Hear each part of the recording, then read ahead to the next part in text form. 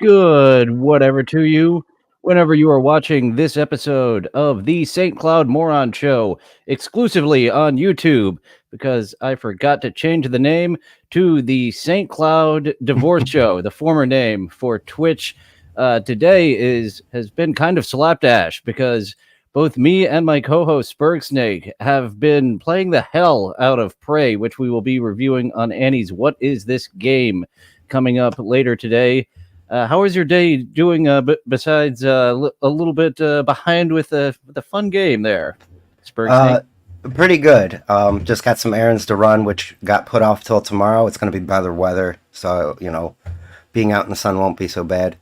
Some errands to run. Yes. Are those the begging type of errands? God damn it! I can't steer away from the shitty puns sometimes. That's okay. I like them. Yeah. But they're not. They're goal oriented, but not financially. So.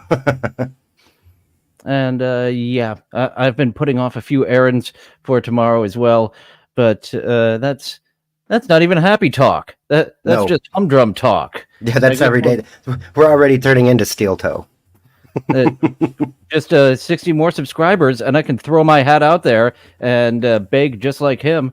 And we do have one detractor who stopped in yesterday. I'll have to check out his show. He said that he will give lessons on how to do a show. So I'm kind of curious if his show is actually worth 50% off. So if he does a good show, maybe I'll have to take him up on that offer. If he gave you 100% off, I don't think you would take him up. Give Hipstar a watch and see what you think. I think I've seen him over in the Spurgtopia Discord, and he stopped in yesterday, said, "Your voice stinks. This isn't a show." Well, yeah, some people don't like my voice. Actually, he did have as a good suggestion there of quit leaning your voice up against the nasally aspect. That is kind of a lazy thing to do with your voice. Of hey, lean up against that nasal passage there, voice. So a little bit of good advice mixed with some. You stink. Basically, not even constructive criticism. And I also told him, I was like, you're going to seem less nasally by comparison having me on today. I don't know why I do that. It's just like I'm talking right out of my nostrils. That's the same strategy of standing right next to Ray DeVito. If I stand next to Ray DeVito, and I won honked a clown over by that, I started hanging out next to Ray DeVito, and he went from "you're not funny at all" to "okay, you got some charm to you." So yeah, you are the Ray DeVito to my nasally voice to make me think. I did see, Stallion 19, that he was streaming last night, and he has, in checking in on him, I didn't see any of the show, but I did see he's got 6,000 subscribers and the same amount of viewers that I have with my 400 subscribers. So thank you, folks, for stopping in and getting me the same amount of viewers as that guy who I'll have to preview him. See if we've got a feud on our hands. See, I'll promo code nasal8. He's offering that 50% off on how to do a show. So go over to him, viewers of mine, nasal8 for that promo code to get lessons 50% off on how to do a show. And Stallion 19 checking in. He is our first clipper of the day. And I have got 6 pulled. We've got some more for a fallback, but I'm getting better at just slightly over preparing rather than massively over preparing. Yeah, good idea. I am a massive over-preparer. It's slightly over-preparing is good. When filming a TV show, what I noticed about being a stand-in were the scenes that weren't there, and you really want those deleted scenes, because if you have a little bit to shave off, then you're in good shape. If you're coming in a minute and a half short for your 20-minute runtime, you're fucked. Yeah. There were some episodes of sitcoms that did that to me too. I swear to God, they were like 19 minutes and 49. And you like watching a television, that was like a quick episode. They didn't need to worry about that. I remember the early episode where Christopher got shot. I think it's less than 45 minutes, and it's like, we do what we want. We're on HBO, so what? We're running short. Yeah, it's HBO. They do what they want. Much more liberty. As we'll talk about on a Tales from the Crypt review coming up soon. We've got to start watching some of those. so we can be prepared to pick out our top and bottom, and we'll do a YouTube friendly, so it'll be like still shots or very clip. We'll get to that because I do like doing reviews, and I agree. It's fun. that I've had to back off on doing reviews because YouTube, they don't like it, even after they did say they like it. Yeah, I was check. Oh God, I'm sorry. Responding to Stallion 19, I was wondering that with the amount of live viewers he had versus subscribers, like that detractor of mine, is he that new detractor? Is he buying the views? Is he buying the subscribers to make himself seem big? He's doing that strategy of holding his little wiener next to a micro penis, so it seems like he's got a solid wiener size. Yeah. Yep. It's all perspective, right?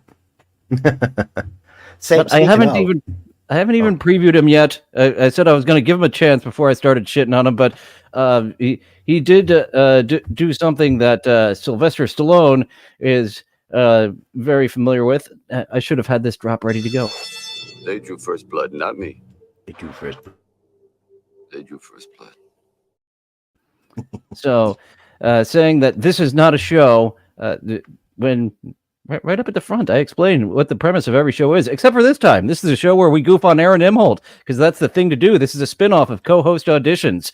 And yesterday, we delved into another virgin, not as entertaining as the first virgin, but that also did get age restricted. So talking about sex, YouTube is looking beyond that first 2 minutes to be like, you're talking about sex. Yeah, that's awful. What a bunch of bastards.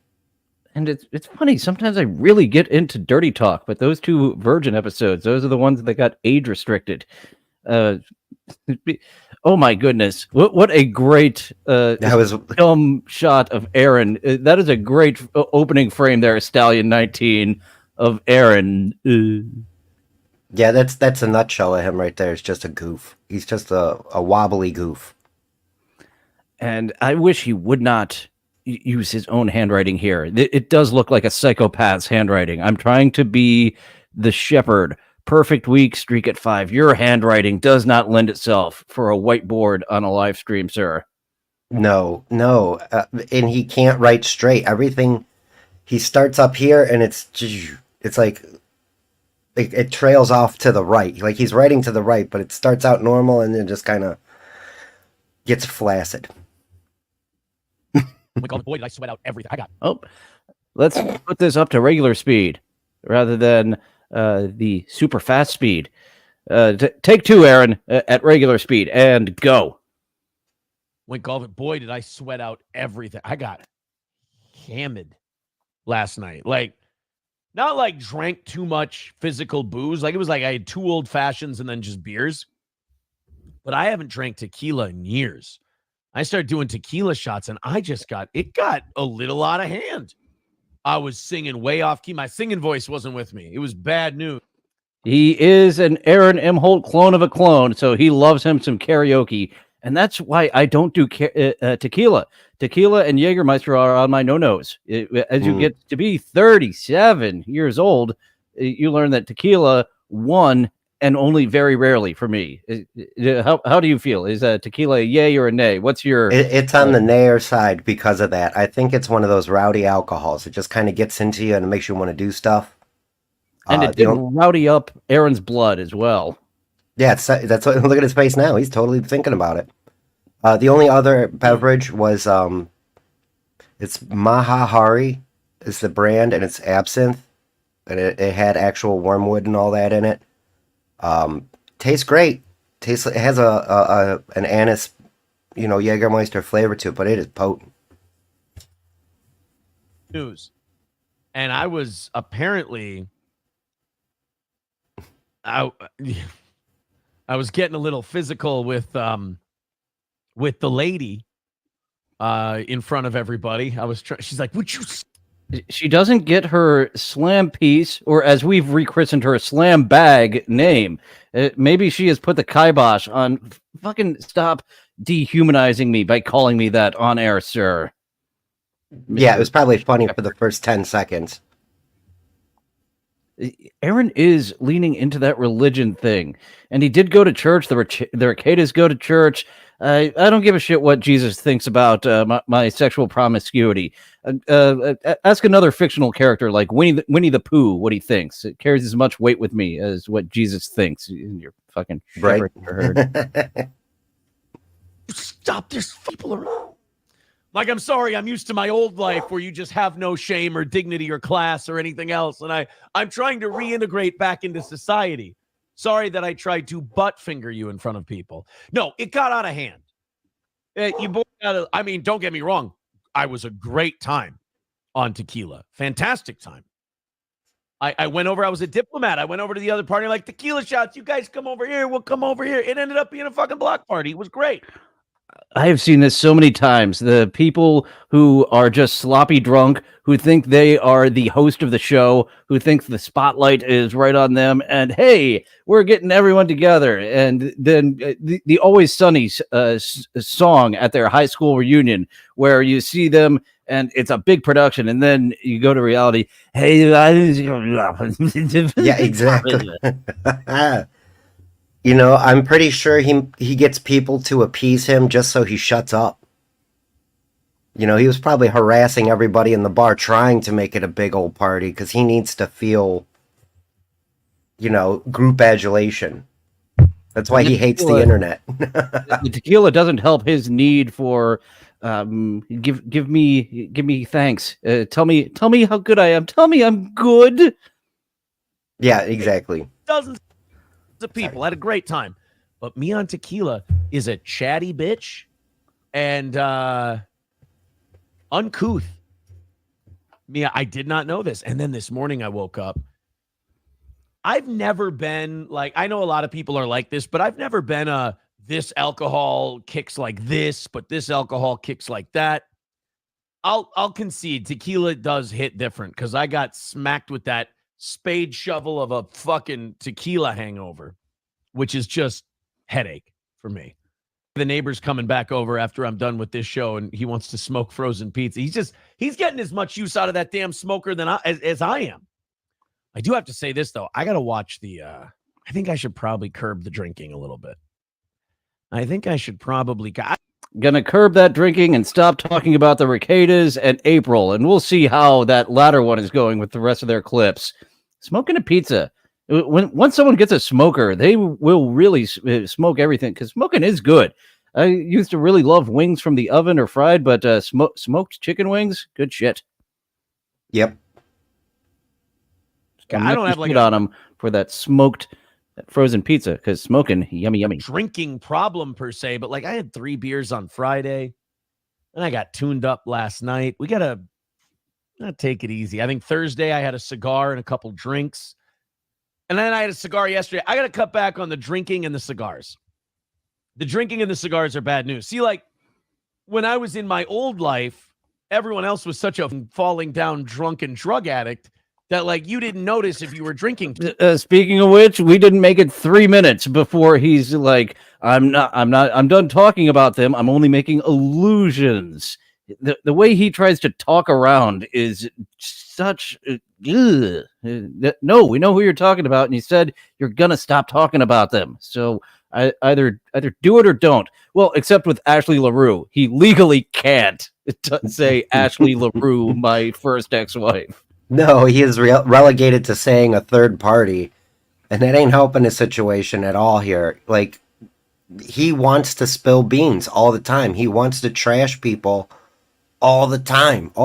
Like, that's what his game agenda is. That's what his agenda is to push everybody down while pulling himself up and not helping anybody.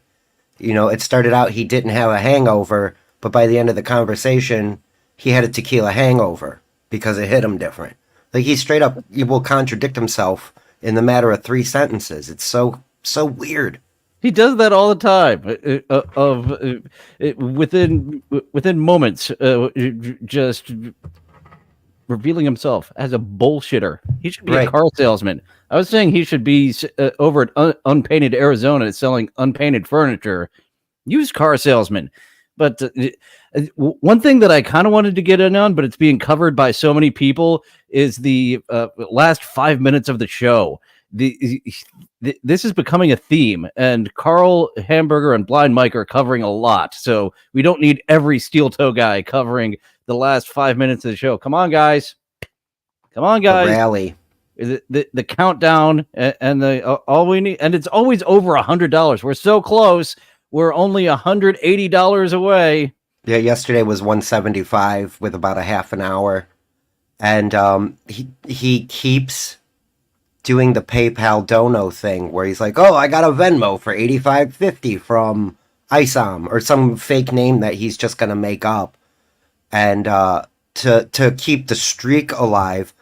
But what he's failing to realize is this constant winning that he's doing is going to drive more people away and cause them to not donate. And he never lowered the goal, and he never kept any of the other promises that he was trying to. I thought April's truck was going to be off the books, but like that was the big thing. We're going to lower it once April's truck is off the books, which he didn't come out and say word for word, but you had to kind of hear what he was talking about and work through that code of that paying for a third party's vehicle. He didn't say it that way, but he's not lowering the goal. And it was like 2 weeks where he wasn't doing that, when he was on fire of people watching him for the wrong reasons, as you might say, looking for him to spill the beans, to eat the corn. Yum, yum, yum. Yum, yum, yum. I can't help but do that every time that corn diff's in there, and I will think of Luna the Death Goth NPC every time. I might have to put that drop on my board when corn diff drops in. Give him a greeting with Death Goth Luna. Yum yum yum yum yum. Too much, because I was always just miles behind everyone. Now I'm kind of like, look, man, you can't be going to boxing every couple of days and then going, oh, I'm healthy. You gotta, take it easy. I know some people here, oh, you had 3 beers one day and then you got drunk the next. Like, calm down, Sally. But, it doesn't, I don't think it hurts to kind of monitor your own drinking and be like, let's scale it back for a few weeks. Let's just take it easy. Because I'm not like a have 1 or 2 beers a day kind of guy. I know some people get home from work, they have a beer, but I don't really do that. He's actually centered himself again. He stopped doing this for the longest time because he's so proud of that SS Minnow with a bronze shoe on it that he wasn't centered for quite a while. He's back to being centered, looking like a Porky Pig, but pushing his head out of the drum again. And that's all, folks. Another great still. Yeah. His face is very rubber. Do we look that way so often in the Drop the Needles? I might be a Drop the Needle guy as well, because I do kind of have a rubbery face. So I may be throwing stones in a glass house with making fun of this Drop the Needle. I don't drink alone. I'm not big on drinking alone, but I was very social this weekend. And if I'm social, usually having a few cocktails. So I was a bit of a social butterfly this weekend. So the booze was a-flowing. So does that mean, and now I want to go to Firefest on Saturday. Yeah, we better just keep the beers in the fridge this week. Take it easy Friday. I'll let Saturday be my consumption day. Muttering Jay says, did you and Slam Piece get matching tats this weekend? Yeah, we got matching. There we go. He'll read Slam Piece from a super chat, but when he was saying it himself, he dropped "my lady." Throw on your fedora for my slam bag. I absolutely agree with principled uncertainty. There isn't a real human. This is a facade of a human who just spouts bullshit out of his mouth. It must be a shitty smell every time that he opens his mouth.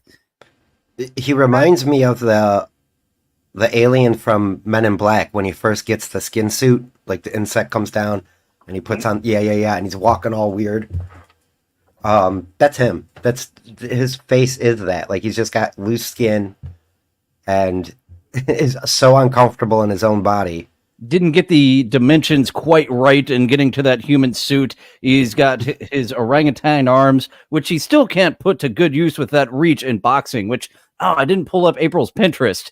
April has a Pinterest of Aaron tattoo ideas, and there's so many boxing gloves that she has on there that just made me laugh.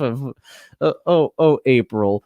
I actually haven't seen her new tattoo. I don't know what it's of. I just know she has a new one. I haven't seen it. Rumor is it's wolf heads on her forearm. It goes all the way down her forearm, like from the crevice of her elbow to almost the top of her wrist.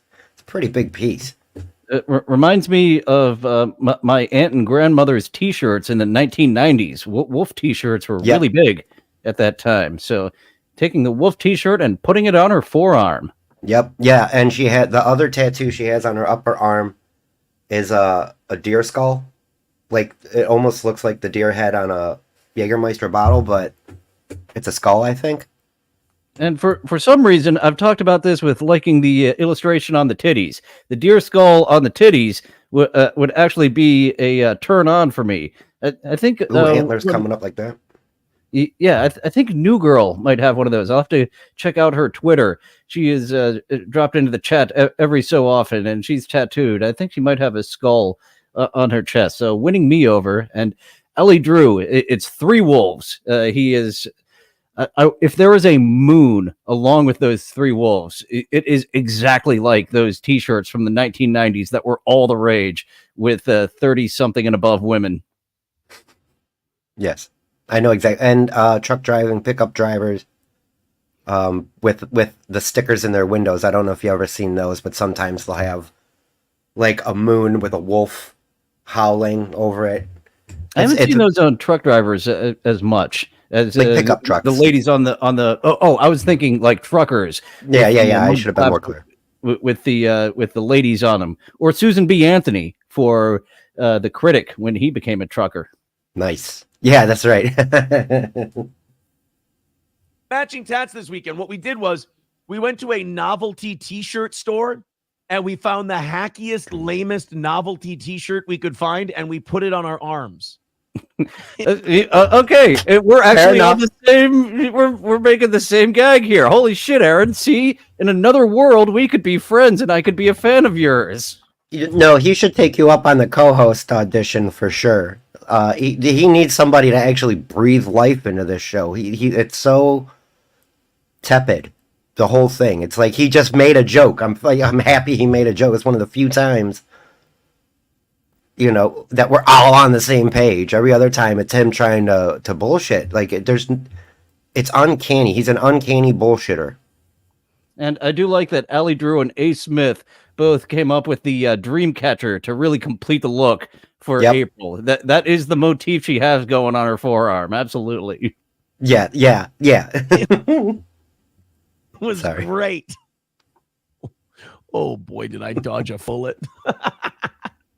Coke bullet, literally. Bullet? Oh, I shouldn't do that. I do feel bad. Like, that's a terrible life. I almost wouldn't wish it on my worst enemy, but you also have to be, you also got to think about yourself too and just go, God, did you dodge one? I mean, I didn't, because it kind of took away years of your life, but you did dodge a bullet. I dodged a bullet. Well, I didn't really. I'm going to get an I'm with stupid tattoo to be just like April and get a T-shirt tattoo on my body forever and ever. The one with the arrow that points up. I'm with stupid, and it's right on your chest, pointing right up at your face. Yeah, if you have it on, I was thinking getting it on my forearm like April, and yeah, depending on what I'm doing with I'm stupid.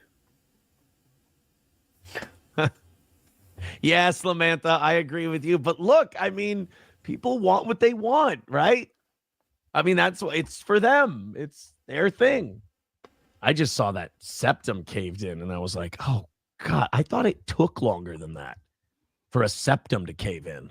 Okay, we're going to have to check out some new photos of her, because that one where he was just screaming harlot was her looking just regular. So I have my doubts that just after this short a time that her septum is suffering. Like, that's pretty massive. Either a weak septum, a massive habit, or a little bit of both. Yeah. That's putting powder up your nose is a rough one for me because I got sinus problem. I'm so nasally already. there was a picture of her from the tattoo convention, and to be quite honest, she looked good. She looked healthier, and she was smiling legitimately, like she was happy. Even if she's not on the right path for herself, she's happy, and that's fine. I mean, the people she's still doing some shit. Like she was legit. Her spirit was dying for 2 years, being stuck in that house with Aaron Imholte. So being out and changing clothes with another sexy lady, probably diddling each other in the bathroom, because they seem to have a throuple thing going on rather than just both being together with Nick. It seems that they're swinging both ways based on evidence. Kayla Ricada and April, and that's kind of showing it off. But my dad did that with one of his girlfriends after he got divorced. They switched T-shirts and like yeah, of course we noticed. Yeah, you went and diddled each other and you came back. We see. Right. Same idea with Kayla and April. You did a little diddling and you came back. Good for you. Oh, that is so sad. But you know what? I got yelled at for like trying to confront and help that. And I got called all kinds of terrible shit. So I guess I don't feel too bad. You catch them on the local news. I didn't watch the report. I heard about it, but I didn't watch it. He watched it. He is a headline reader, though. That's one of the big things that got him so upset with Carl Hamburger is he reads the headlines. He reads what the video is named. And Carl is doing some very clickbaity names because he's trying to drive views over there. So maybe he did maybe he is skipping it. I wouldn't put it past him to just see that the news report is happening and then jump to conclusions from there. So he is obsessed. This could go either way, where he's seen it and just too cool for school, or he actually saw that it was happening and then just filled in the blanks from there, like he does with everything else. That's what I noticed he does do. And if a deep dive for him is a 10-minute video on YouTube, like he'll other content creators have brought it up, but like they were talking Federal Reserve on a Monday, and then Tuesday they talked to the Federal Reserve again and spoke like they were experts on it overnight. Like they went and investigated what the Federal Reserve. Did you know the Federal Reserve isn't even part of the government? Yeah, it's stupid. as federal as Federal Express. Did you know that the man opposing the Federal Reserve died on the Titanic? I believe that the other millionaires took down the Titanic specifically to get rid of that motherfucker. Oh, that's a new one for me. I love it though. Titanic, you haven't heard that conspiracy theory? Titanic, no, that's great. I would love to have a Titanic conspiracy theory. Oh man, that iceberg. How did they not see an iceberg? I love the Titanic conspiracy theories. Another one is when it took off, it didn't have the proper amount of windows. It wasn't the Titanic. It was an older ship that they were completely planning on taking down.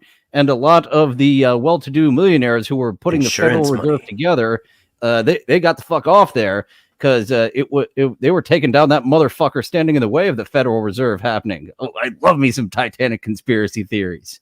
Yeah, I've heard that it wasn't even the Titanic, but I didn't know it was all tied to millionaires. And ooh, that's going to be interesting.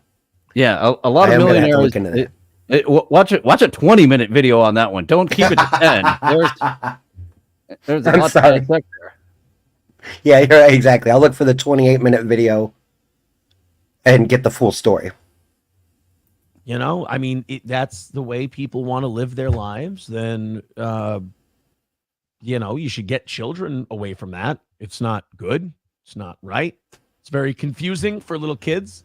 I know that firsthand, that you can confuse children with shit like that. Then... And with this, I really flipped them out. They thought I took my thumb off. Stupid kids. There was. I do that dumb gag kind of a lot, don't I?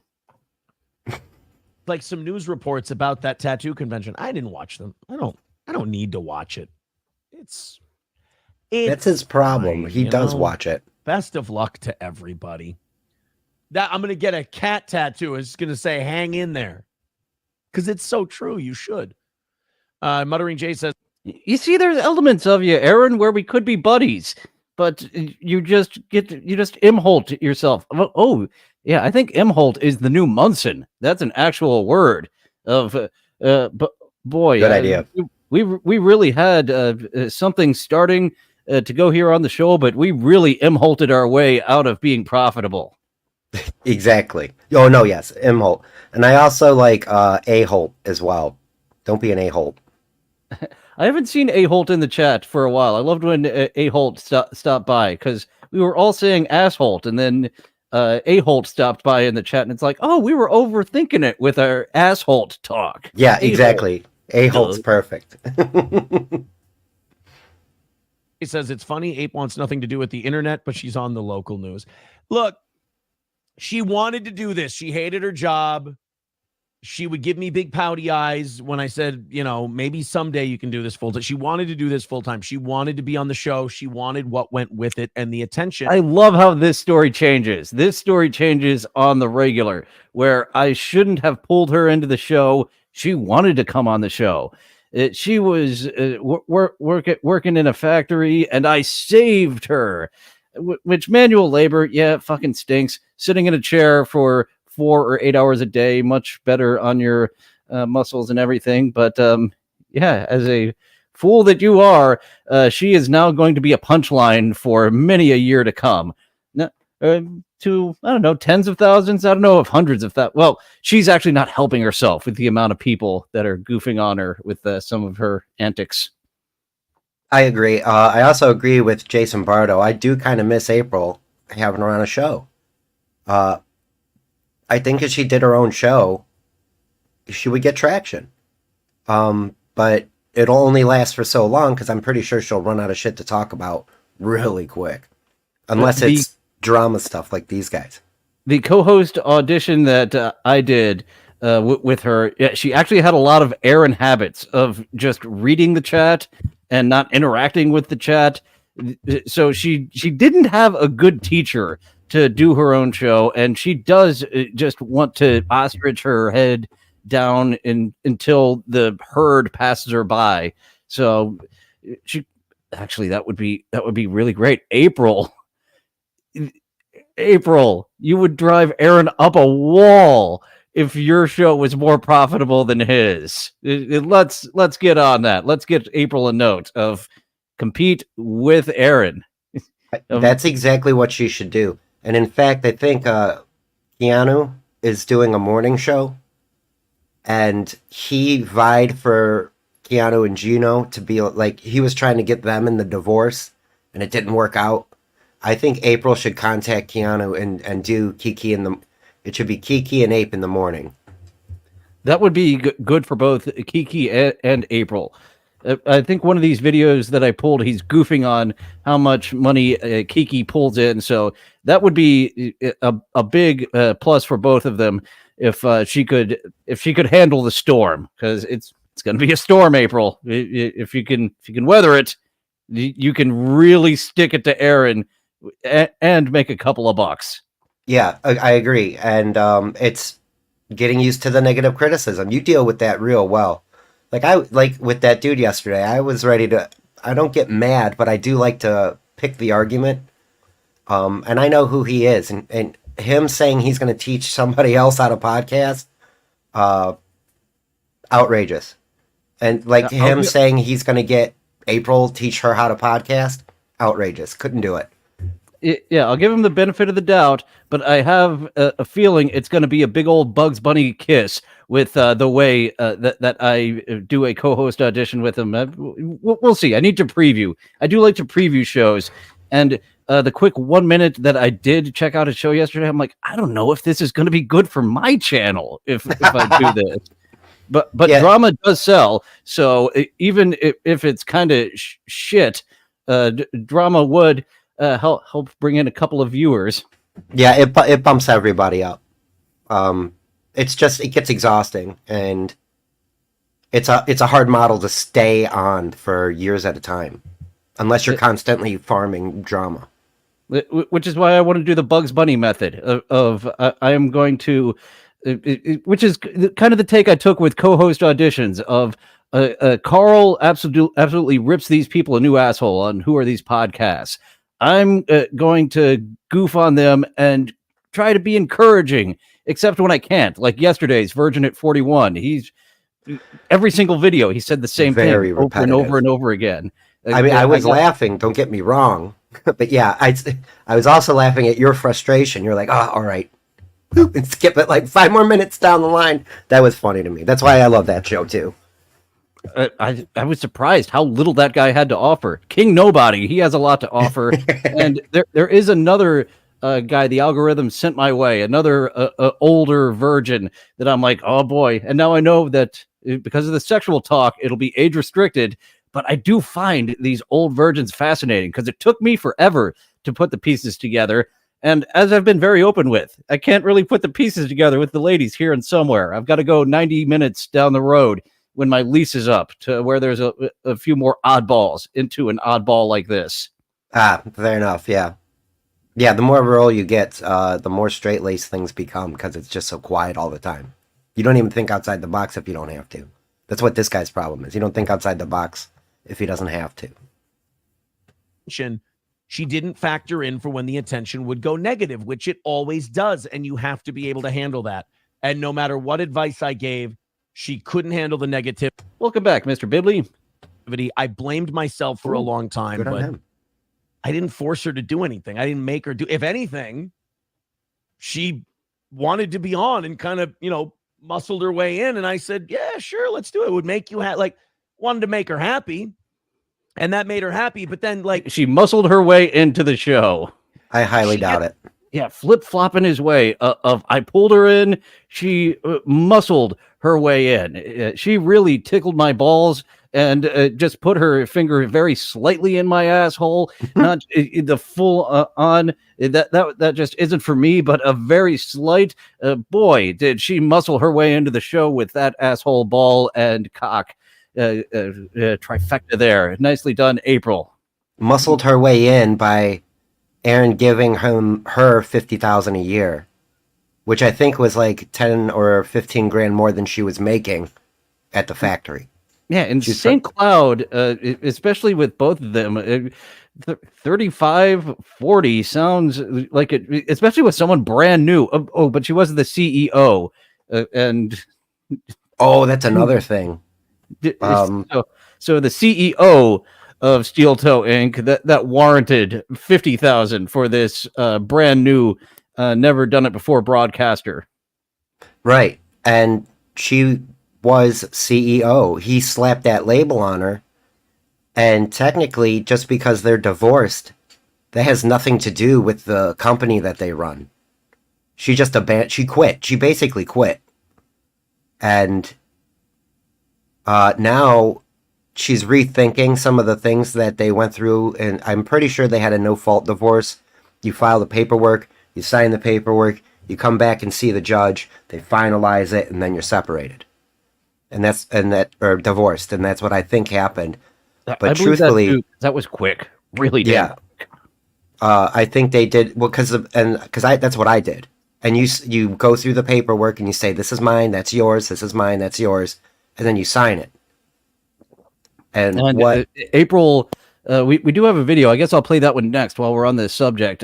She is having some regrets with how quickly she was like, "Just get this done." Yeah, okay, I'm good with that. Right. Irrational. That appears to be what they did, and she's now having a little bit of regret with how quickly she was like, "Let's get this done." Yeah, that's fine. Right. Well, and I'm sure he was one of the ones pushing it along too. Get her in a whirlwind, so they make poor decisions. I don't know if he's doing this on purpose, but I know that's what he's facilitating. When everybody's all dramatic and high strung, he can manipulate better. That is actually reminding me of a family member that got divorced and got a pretty sweet deal on not having to pay for their ex's vehicle anymore when they really should have. She was ready to get out, and then she was so bitter after the fact, and he was like, "Oh, I got through that. I didn't have to pay for that vehicle anymore." Whereas it does appear Aaron still had to pay for that vehicle. I agree. So, I do recall that in a real life situation of she wanted to get out the door, and she let me not have to pay for that vehicle anymore, even though it was in my name. Thank God. Yeah, dude. Real divorce is a financial ruiner, so you got to be careful. He lucked out, and like he's saying, oh, she wanted to be into it. No, you coaxed her. It was a mutual thing. He can't gray area anything. She wanted to be on there, do an easier job, get some clout. He wanted his wife right next to him where he can keep an eye on her because she's a fooler around her. And did that to her last boyfriend and just basically did it to him.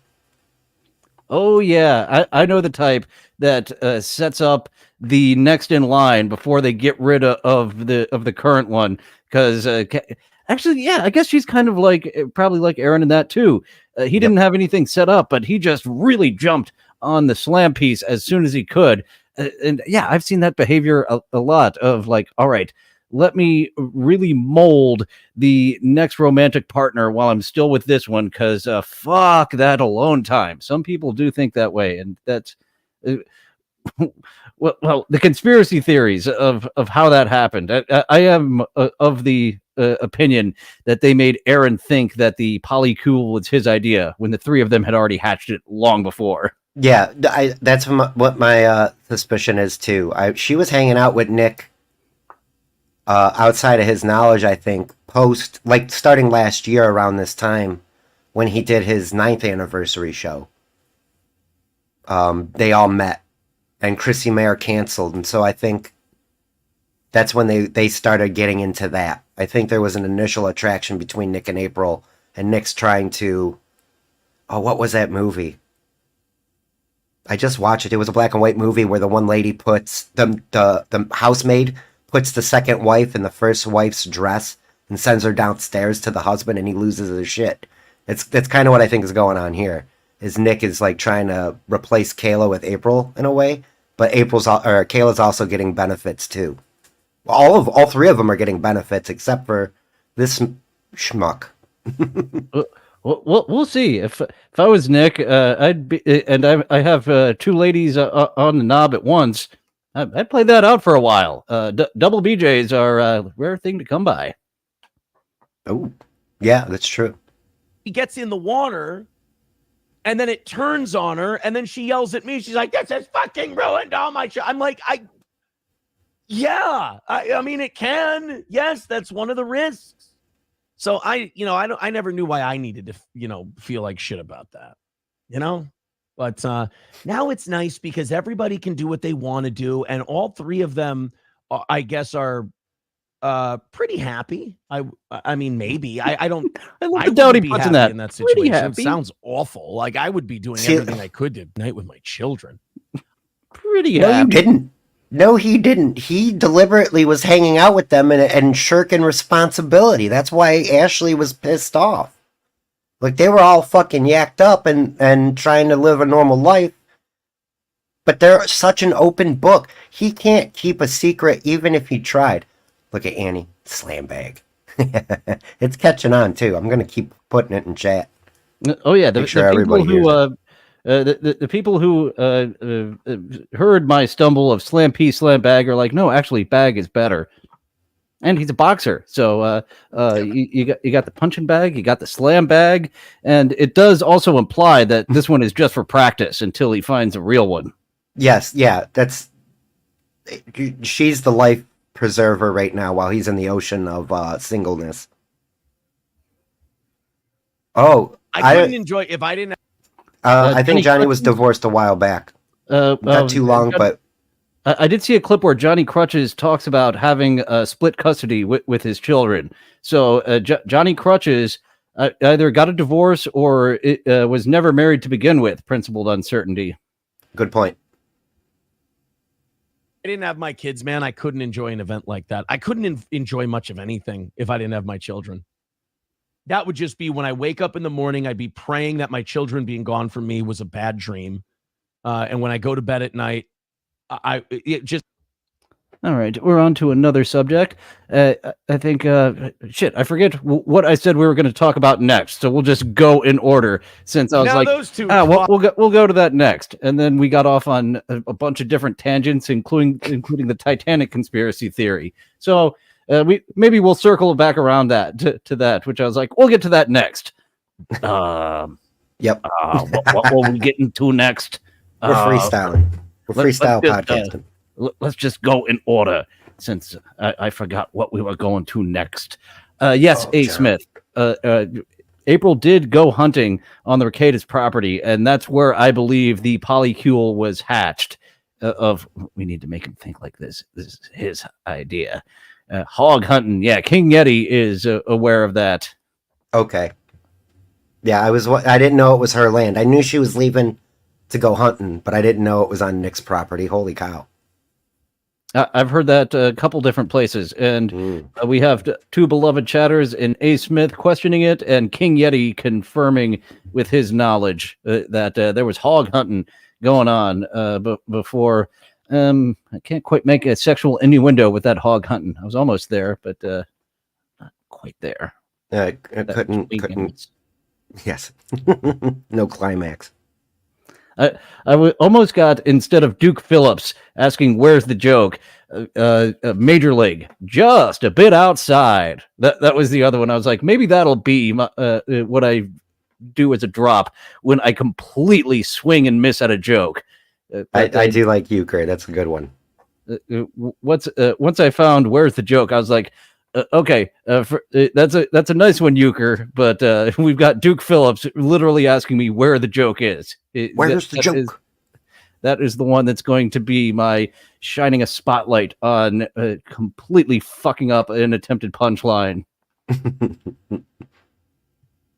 Now those two twats are off the fucking list. By the way, I have to tell you, great news. What?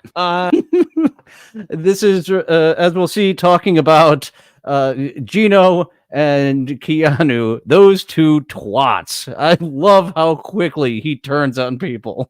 He is the turn personified. The turn in human form. I thought I liked you, the turn. Go back to being a non-human form, turn. Yeah, anytime you lose people who are a draw, anytime people are a draw to your show and you lose them, and you've paid them very, very well, more than anyone else will ever pay them for their services. You pay them that way. They kind of made it sound like it wasn't. Gino and Keanu weren't getting paid except by me. That's bullshit. They were milking Anthony hard. Oh yeah, Anthony was not a good businessman, and that's why. Well, also with redundancies, that and just being a nice guy, Gavin was like, nah. Gino, you're the longest tenured guy here, but nah. No, and it's uncensored TV or something like that. It's his network. Uncensored TV was Gavin's Compound Uncensored. Is that the new name, or are they just defaulting to uncensored? Basically, Gavin wanted to get Anthony, and there's just a couple of other crumbs, and Anthony, rather than folding up the merger, better for him, and he gave a lot of those people many years of employment. Donation, in my opinion, with Gino. Yep. I've giggled at Gino. I can count on one hand. There's some people that like him, but he's made me giggle, not even laugh, less than this many times. I agree. And I watched a video. Ant was coming off 50K every so many months the past couple years.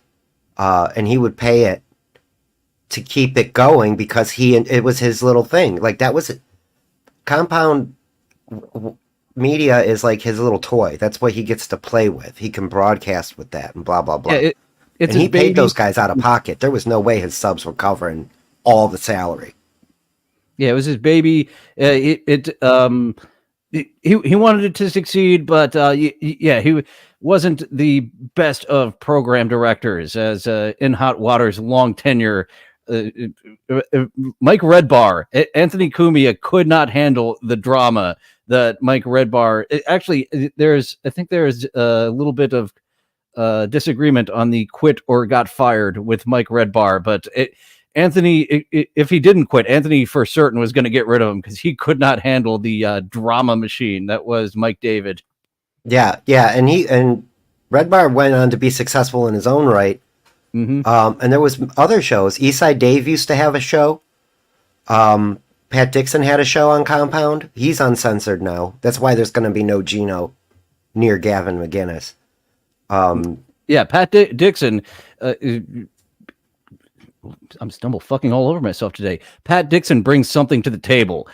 Gino takes whiskey away from the table. And then spills it in your food on top of it. Right. Like they get more money to play at a fucking Elks Lodge. But but usually when you cut people who you pay a lot of money to, it's because they draw so much money, so you'll have a lot of cancellations. For example, when Chrissy couldn't make it to the show, people canceled. Yeah. You know, I mean, a lot of steel toe people, you know, still went, and we filled up that room, and it was fun. Yep. It was the beginning of the end of my marriage. Little did I know, but hey, fun, right? I remember that. I was there for that. I hear the three of them are doing great. Nice. So anyway, still manipulating people, as it were. All right. Speaking of which, so Gino and Keanu, Gino is fun, not funny. Very much like Jimmy Fallon. Once he took over the late night show, like we're having fun here. I've never found him funny. And Gino, a fun guy, but yeah, I've much less funny than he is fun. And credit to NatClo 2.0 for this video we are watching here.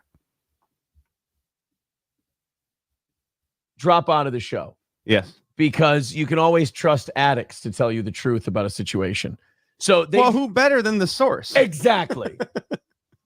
a source. So when they left, you would think, all right, drawing a lot of money, you know, brace for it. I have the official number of cancellation and refund requests. That's okay. All right. Would you like to know? And that number currently sits at 0. Bullshit. Is that embarrassing? Look. And are we going to get another win for the toe? He really loves saying that phrase, which makes me really enjoy having my drop on here. Just take the loss, Mr. Toe Man. Not a loss for having no cancellations, but every single time that he says another win for the toe, this lawyer pops in my mind. Just take the loss, Mr. Toe Man. I love you, Mr. Lawyer. Yeah, that guy's great. He does a good show too. Like his videos are really energetic. I like it. For you, no, not for you. No, I get it. It's embarrassing for them, but also it's embarrassing for me because I was going to shell out a lot of money for people who didn't draw a fucking nickel. Oh, what a fucking dildo I am. So we've got a bunch of other people. We've got Whiskey Pete. We've got Oz. We've got me. We've got Matt. We've got Johnny. We've got the Aristocrat. He doesn't have Count Cumia. And boy, do I love how much Red Bar goofed on him.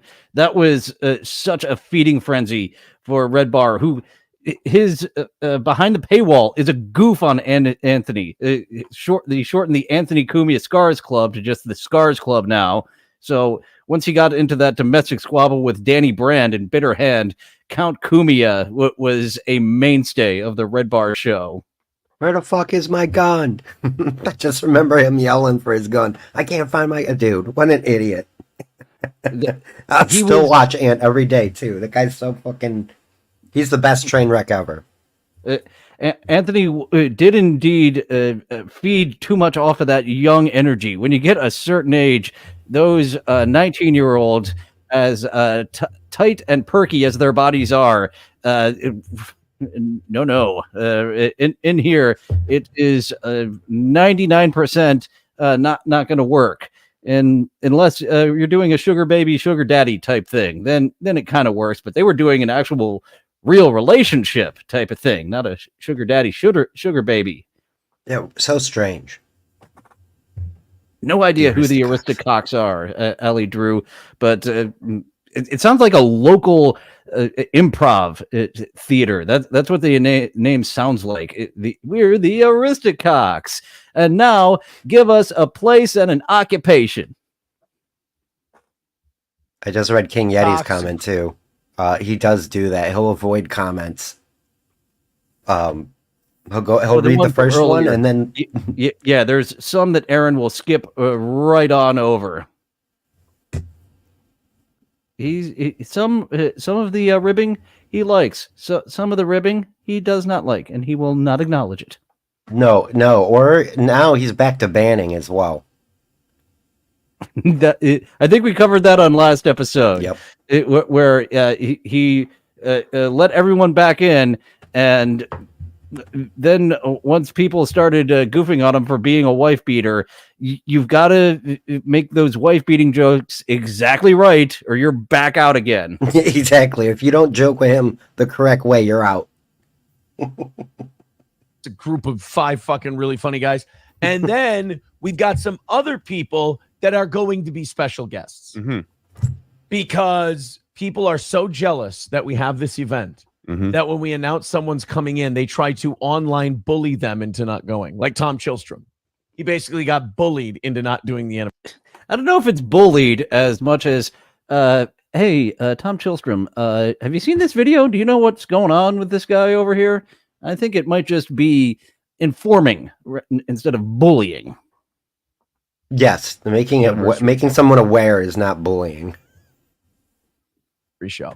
So now we've booked other people. He should say he's not doing it. Wink, right, wink. exactly. Wink, wink. I'm not going to that fucking shit show. Now we've got other people, and it's going to be a very full event, probably the busiest stage we've ever had for an anniversary show, and it's going to be a family reunion. Bigger casts do not make a better cast. I'm pretty sure we've got most of the second mics in our history already. Nice. But we're very close to getting a few more of them. Ooh. And I'm pumped about that. But we've only got 25 tickets left. For the show. You can still come out to the party for free. And then if you want to hang out for a while, that's great. And maybe something comes up and there's tickets available. Yeah, maybe you want to stand outside on the sidewalk. Who knows? Well, right? No, there's not the sidewalk. They got the outdoor bar. You got the outdoor bar. You can stay there. Not a big deal. Sorry, I don't know how you got. Hold on a second. So Hold on a second. He's saying there's 25 tickets left, but you can just walk into the venue anyway. So who's watching what is going on here? I guess there's 2 different areas. I'm thinking, by the sounds of it, the inside where there's the stage is the ticketed event, and so they have an outside bar, which isn't part of the ticketed event, but I have to imagine you're still going to be able to experience the event. So buy those 25 tickets or just sit at the outside bar and experience it for free, just through a glass wall. Yeah, basically. That's what I'm imagining. It's like, I don't know. It's so weird. It's like sitting next door to a rock concert. You know what I mean? Yeah, like you hear everything. You're a bit muffled. You're not going to get the best sound experience, but it's the outside bar. There's, I don't know, maybe it's a full wall, but it does sound like you can pay for these 25 tickets, or you can go over here, and it's kind of like the cheap seats. The cheap seats are for free. We've got 25 good seats for money, or lots of bad seats for free. Yeah, $5 bleacher seats. Obstructed view seats. That's always a great gag in like Looney Tunes, where there's the one chair that's behind a pole. Like the guy makes his way to a seat. And that does exist. Actually, a WWE event that I went to, great seats, but the fucking camera. It was one of the cameras, and boy, do I hate when they bathe the audience in the different colored lights, because sometimes they're just right in your eyes, and it doesn't make the viewing experience at home that much better. That oh look, the audience is red and purple, but for those people bathed in the red and purples, some of them just have a light right in their fucking eyes. And those are stage. Yeah. Stage lights are no joke either. The things are fucking direct and hot. And before we get to this next video, a few of the beloved chatters were talking about Aaron being next in line. We were theorizing about that. Principled Uncertainty, I believe, commented on the first or second episode that it's very likely there's going to be charges brought up on against Aaron with this child neglect, because he's admitting to child neglect. I stopped doing it. But you are admitting to child neglect while you went and had some raunchy, druggy times. It doesn't matter that you stopped. You still were part of it. So charges were just brought up against April, and it's very likely that charges against Aaron himself will be coming. Yeah, he doesn't understand that the police will lie to him. Or I don't even want to say lie. They just might misinform because they don't have the full case yet. Oh, so they can when lie. he's talking to for them to lie. I know most of them do. But I've watched enough thinks he's in the interrogation clear. videos to know the interrogation videos. They can lie. They can completely bullshit you. Yeah, I've seen some of them, especially with that Sarah Boone case. Like they didn't even have to lie. They were just asking her questions and letting her lie. And kind of directing her. What a fucking dummy. We were playing hide and seek, us 40-year-olds. Dude, so simple what an alibi. that we're into kinky sex and bondage, and this was a crime of passion, and you would do time, but much less time of it being a crime of passion and an accidental death over hide and fucking seek in your 40s? Yeah, no, and it's the there was a video of her filming the dude, and he's like, "Let me out." I'm pretty sure he says, "I can't breathe in here." Oh, the interrogation video. She was too drunk from the night before to remember that she filmed that. So when they brought up that video, that was new information to her. She was too drunk to realize that was recorded. What a moop. I can't believe it. That's a good, I'm sidetracking again, but that's a good case if you're interested. Yeah, that was fascinating. That it took her hours to report that to the police, and she called up an ex-boyfriend to get some advice. And hide and seek was the best that she could come up with. And really, that once again, it took me a while to report it because I realized he was fucking dead, and I was nervous. And I apologize, I was wrong, but it was a crime of passion. But nope, hide and seek. We were adults playing hide and seek and drinking wine. Yeah, she went basically from like a manslaughter to first degree. So here crazy. We have Aaron talking over the Lolcow podcast. Oh boy, I watched Boogie's latest flip out. He's that went on for 20 minutes. Don't watch the 10-minute version of that one either. Watch the whole 20-minute clipped version of Boogie having his flip out. So here's Aaron having a little opinion about coming on the Lolcow podcast, which Keemstar is running with Boogie and Wings. And Wings looks like a normal human being next to this fucking train wreck Boogie. Oh, yeah. Dude. And he's going through it. He just got caught lying about blood cancer and all this other stuff. He's had some ups and downs in his life, but he's a shithead of the first degree, speaking of. And Mudahar was just on. Yeah, exposed to elements that might give him cancer. He just jumped to the conclusion, well, obviously I have cancer, and started saying I have cancer because I was exposed to these things that give you cancer and I could have it. Oh yeah, Mudahar, he is great at really exposing and poking this fat fuck. Yeah, he's pretty smart, that guy. What up, Chunk? Sorry, I don't know how you guys feel about Keemstar. I don't really care about how the internet feels about people. I just kind of have my own opinions. I love Keemstar. He and I were cool for a little bit. Not that he ever thinks about me, but he was on our. oh yeah, Principal Uncertainty bringing up one of Mr. Beast's associates is now being in the news for being a kid toucher. Gets the fake cancer off the radar of people as much as it would be for longer. On our show. I think once. I don't think he was on twice. And I've had a little DM talk with him. During the height of the Ricada thing, he wanted me to go on Lolcow Live. And I didn't want to go on Lolcow Live. I just wanted to go on with Keem. I didn't want to go on with these other retards. I wanted to go on with Keem and talk to him about everything. And he wanted me to do this Lolcow Live podcast.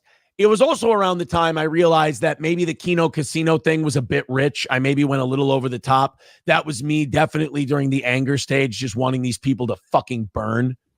And let me talk in detail about how we fucked.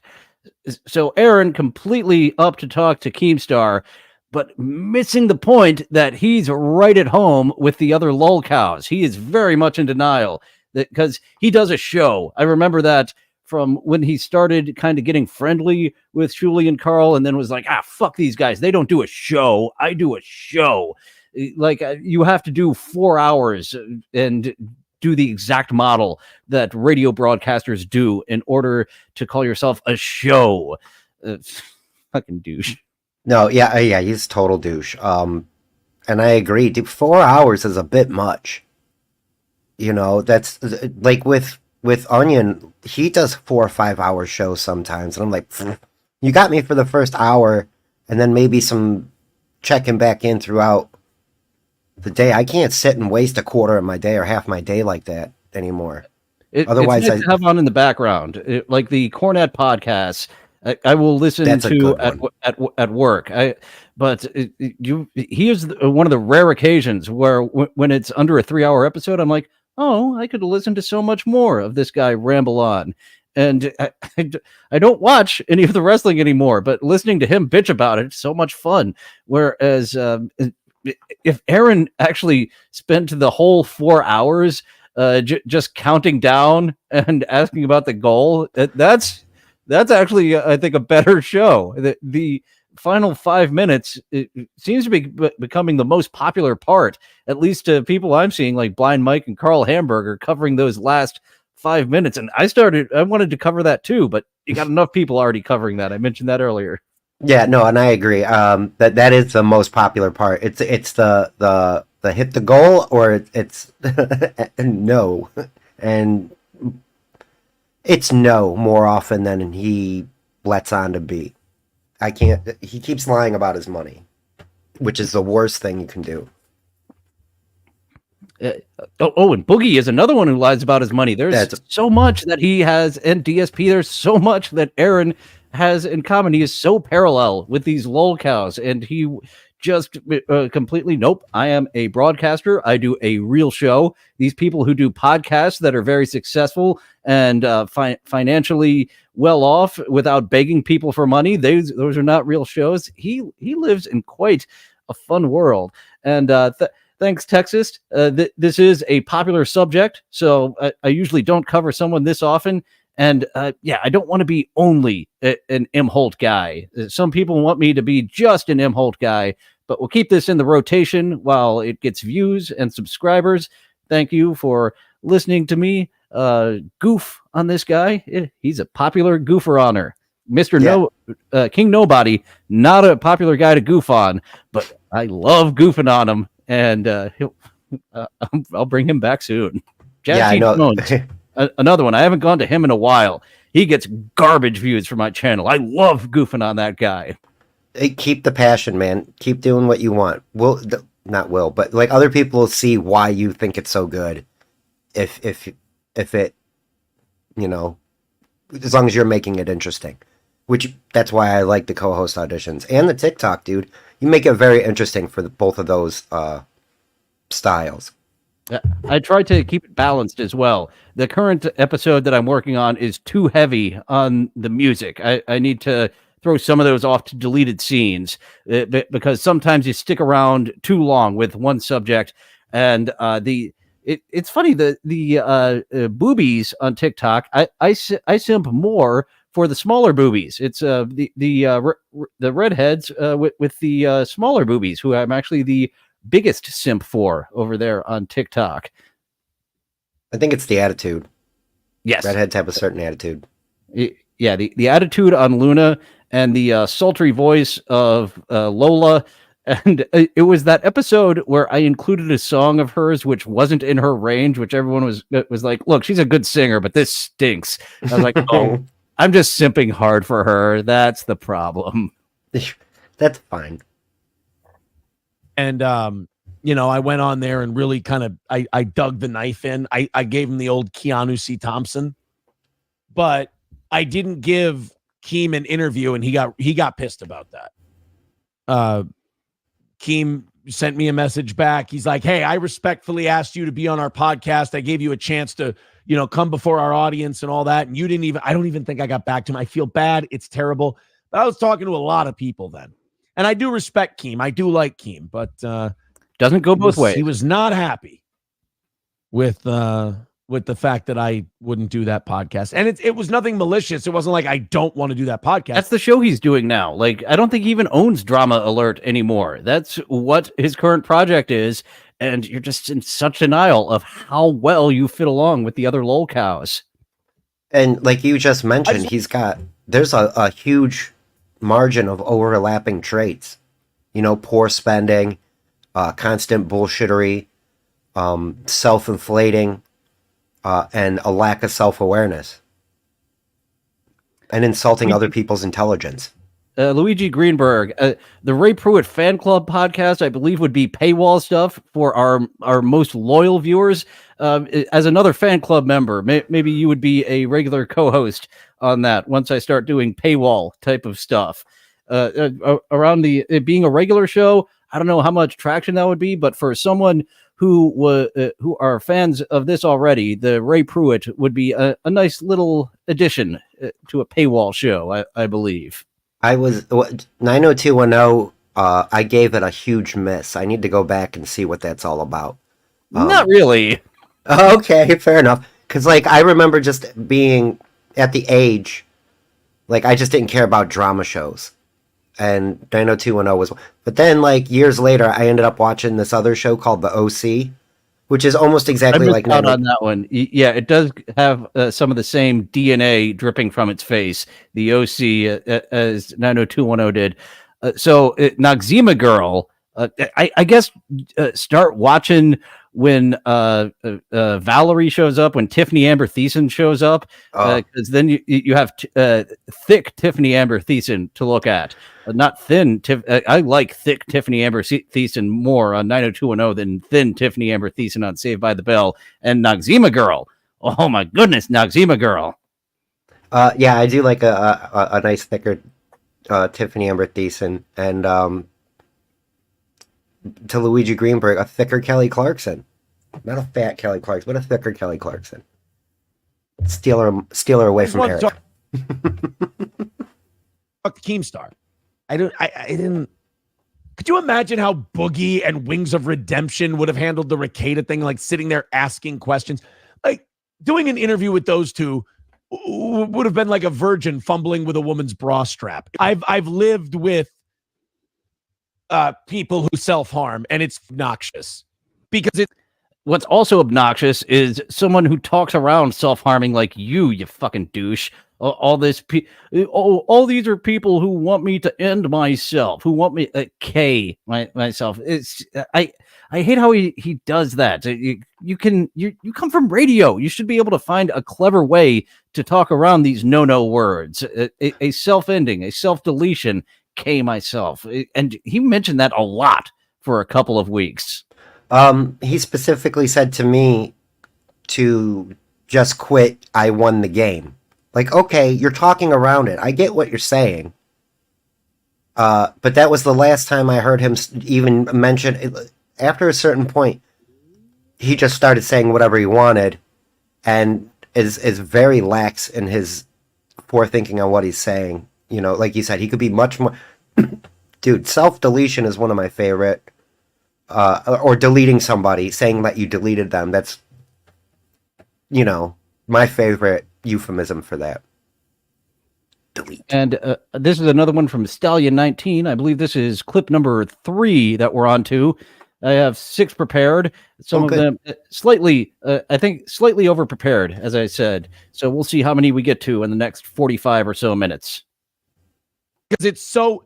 that self-harm shit, that cutting and stuff like that. It's such an emotionally manipulative tool of other people. It's not to punish. Hello, Mr. Pot.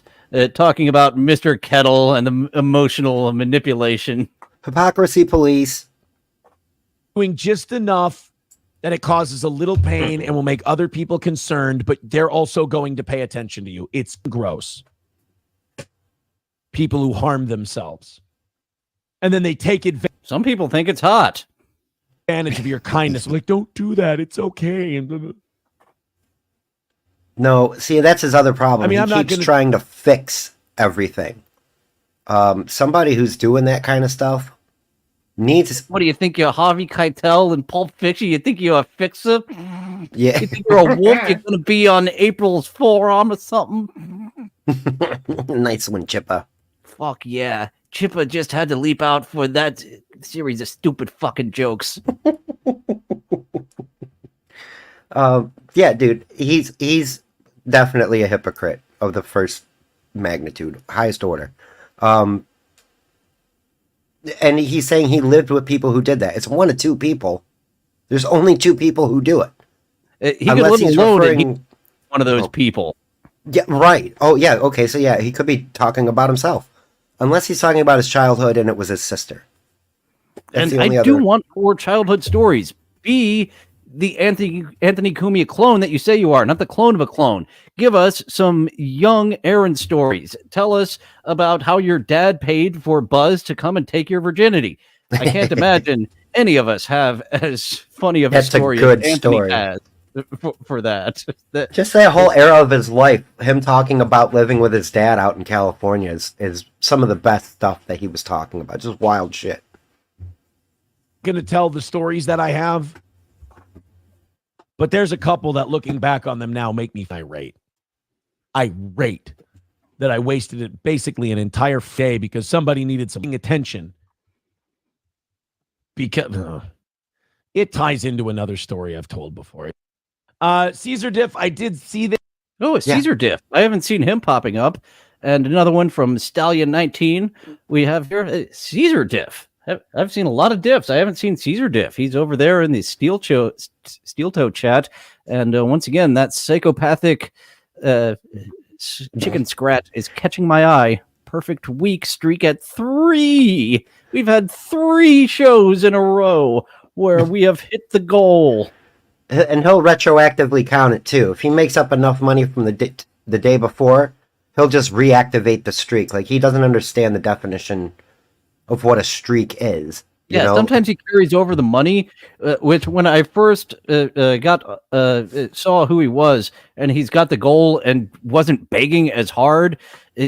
Kind of like when DSP hit the vest streak, he got addicted to hitting the goal. It seems like Aaron got addicted to hitting the goal, where at some point it just seemed like if we hit it, we hit it. If we don't, we don't. We'll carry it over in tomorrow if we get over the goal. I do believe he had it at a non-douche level at some point before it got to this douche level.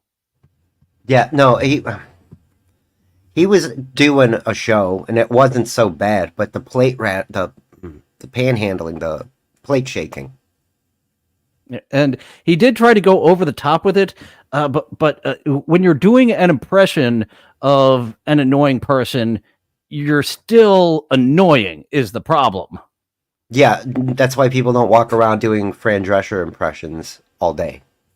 And dude, I hear it a lot. There was more Peter Griffin for the sake of the listeners. Oh shit, I lost my train of thought. Never mind, keep going. Caesar Diff, I did see this. I don't think I want to talk about it. You know, I just feel bad for everybody just making bad decisions in their life and whatever, but everybody has to pay the piper, my man.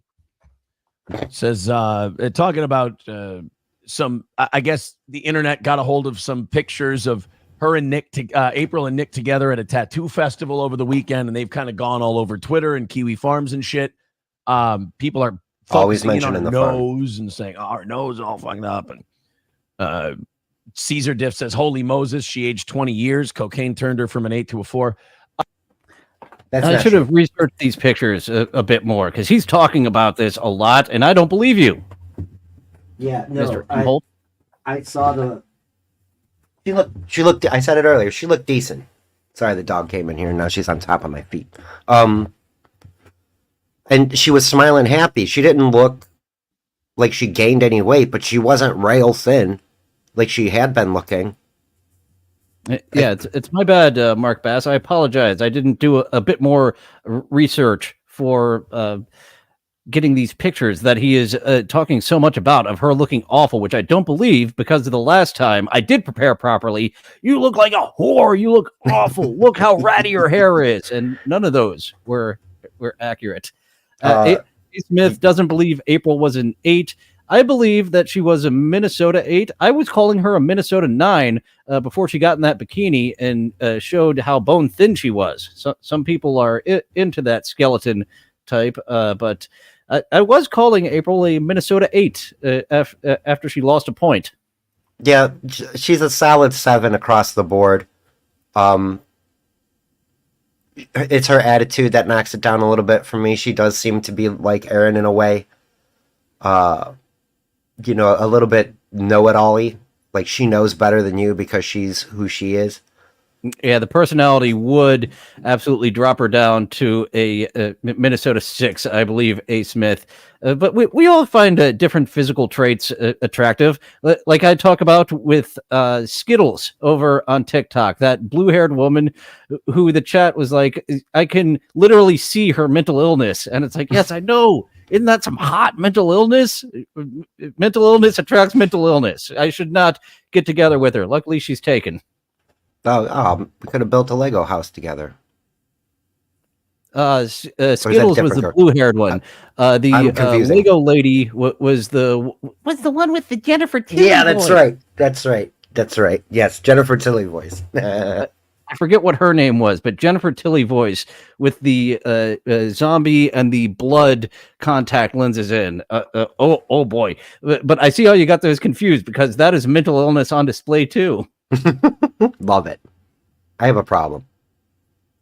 That wasn't the part that I felt embarrassed for them for. That, I mean, look, you abuse substances, it's going to have I watched it take a physical effect on her. Like it doesn't, that part I guess wasn't shocking to me. Big Lou Skunt. A name like that popping in for the first time, I've got to give it, just in general, anytime I see Big Lou Skunt, I'm going to have to give you credit for what you say, because fantastic name. 10 on 10 out of that name. And he's with A. Smith, that April was never above a 6. And I can see why some of the ladies I find attractive, people are like, nope, Skittles is definitely not above a 4. Jennifer Tilly voice is definitely below a 5, but to me, they are above. Yeah, I agree. That's an above. There's pluses for me. And I also agree with Big Lou. Worst shirt buyer ever. I mean, I know I wear this one a lot on when I'm streaming, and later when we're hanging with Annie, you'll see I have a different shirt on, but it still isn't as bad as what he picks. I'm kind of used to that, but what's really kind of, as an observer, not as someone who was ever involved, but just like watching it, you're like, just the flaunting of the affair while Kayla's nowhere to be seen. It's not an affair. Nope. He is really stuck on this, that he is really being disrespectful to Kayla. They switch clothes at the tattoo thing. They're diddling each other. They are diddling Nick together. And he will just absolutely not go along with the fact that they are living a happy throuple lifestyle at the moment. Yeah, they hit a speed bump. Ha ha ha ha. Fuck yeah. That's just really gross. I mean, I feel it's just such a tawdry, gross. It's such a, you know what, white trash. It's a. Oh yes, I do recall seeing a clip of him saying that in that shirt, Ali Drew, and April's parents buying him that shirt. They know his style of ugly fucking shirts, and he put it on. He likes that ugly fucking shirt. Unreal. It's a white trash thing to do, and it just doesn't look good. I guess the other thing could be she's out. She left, and she's going to rehab, and she's doing all the steps you need to do to get your kids back and get your life back together, which those three are not going to get their lives together around each other. It's not going to happen. And Nick and April are way too much alike to ever stop. I don't see either one of them being the one to go, we need to stop doing these things. That's good thing that Aaron stopped talking about April and Nick, and he's over his angry phase. It's a good thing that he's moved on with his life. Yeah, he's in no way suppressing any emotions whatsoever. That's not going to happen. But if Kayla is out because she's getting better, then in a way, I guess that's a good thing. I think those two are a better fit for each other anyway. I mean that. I think they're a better fit for each other. So yeah, I saw that Caesar diff, and I would say that Aaron is more like Brent Hatley than Anthony Cumia with this swinging stuff, but Brent Hatley is a talented producer, and we see the producing that Aaron's doing for his own show. So no, can't quite say he's a Brent Hatley beyond the swinging. Yep, nothing but yeah. And a few other people have written to me and said, "What do you think? What do you think about this? What do you think about that?" I just, water camouflage. Say again. Everybody gets their lives back together. That's better for children.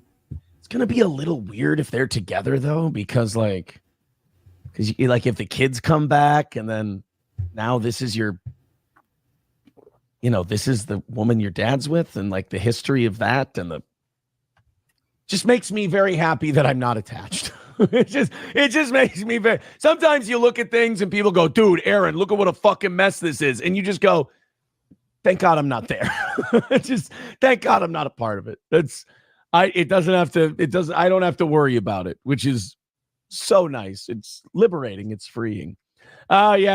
Yep. So liberating that you are not upset honky with about and not holding on to that emotion anymore. Oh, look, we've got one from My Lost Interest, and his color matches our colors. All right. Oh, that's very close too. Wow. Nice little motif we've got going on. We look professional. Okay, this is the one I wanted to get to earlier, and then I forgot what the fuck I said. We're going to talk about that next. April having regrets about the divorce. So we've got a half hour left. This might be the last one that we get to. We will see. $5. Says, heard the next tattoo is of the Francis Scott Key Bridge across the nose. Thank you, Honky. I appreciate it. Well, that is a nice little gag. We will give you a little bit of a rim shot for that Francis Scott Key over April's bridge there. The bridge of April's nose getting deteriorated, like the bridge in Baltimore. Because it collapsed. It's a joke about my ex-wife. Oh, by the way, my now officially ex-wife. Oh. Yes. Got that paperwork signed by the judge, I got the email. It got signed earlier this month. And so now I can tell the story about how she tried to squeeze more money out of us. Oh. After she signed the papers. Yeah? Oh, yeah. After. She sent, I think this was drug fueled. My lawyer and I believe this was maybe drug fueled. We got a long lawyer, sir. Yeah, our lawyer. Our lawyer, yeah. Got a long Mark Bass. All of the Recated kids are like the youngest Winslow child on Family Matters, where they're just not mentioned anymore. They went to foster care. They just never existed. We were always a drugged-in house that had orgies. What do you mean? What are you talking about? Oh, and that youngest Winslow child went on to do porn. Was it the youngest child of the Winslows? Because there was a kid that was like a nephew as well. There was, right? The sister lived with her own. Yeah, that was Reggie. And then at some point, Aunt Rachel, who was fucking hot, she didn't renew her contract for the last couple seasons, and she just went away, and Reggie stayed with his aunt and uncle, and there really wasn't any explanation other than he's a cute kid. We want to keep him. Hot ass Aunt Rachel got too big for her britches and wanted too much money. And then we have there was a 3J. They adopted another kid, but the third child from Carl and Harriet Winslow just stopped existing after the end of one season. The youngest daughter, right? Yeah. Okay. Now I was one of the other. I wasn't sure. And good on you for remembering Harriet's name. Holy shit. I stumbled there for a moment, but I pulled it out of me arse, Harriet Winslow. And that was actually a spinoff of Perfect Strangers. Harriet Winslow worked with cousin Larry, and Carl made a few appearances, and that actually spun off into their own show from the Miller Boyette and the Miller Boyette House Band. Boy, did they have some bangers back in the day. Yes, they did. As soon as you said Miller Boyette, I'm like, wow, sitcom kings, TGI Friday king. Text message from her. Oh, I just got a text Because I message. told her too, I Aaron. only want to Check communicate that out. with you through my lawyer. yes. Because it was just Smart. gaslighting and horse shit, and I was Uh-huh. just frustrated. Because it depended on what time of the day it was, what the attitude of the message Uh-huh.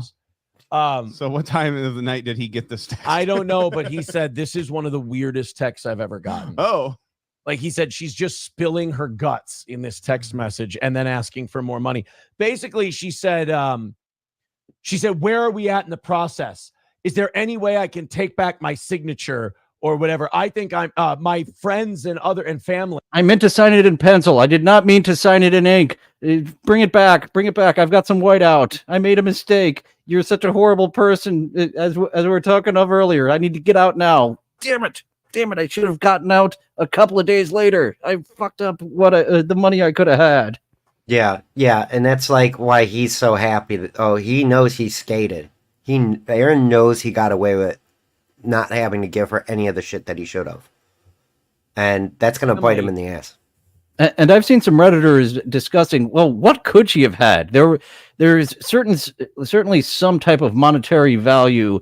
Like you being divorced know more of the ins and outs, and I've never been through that process.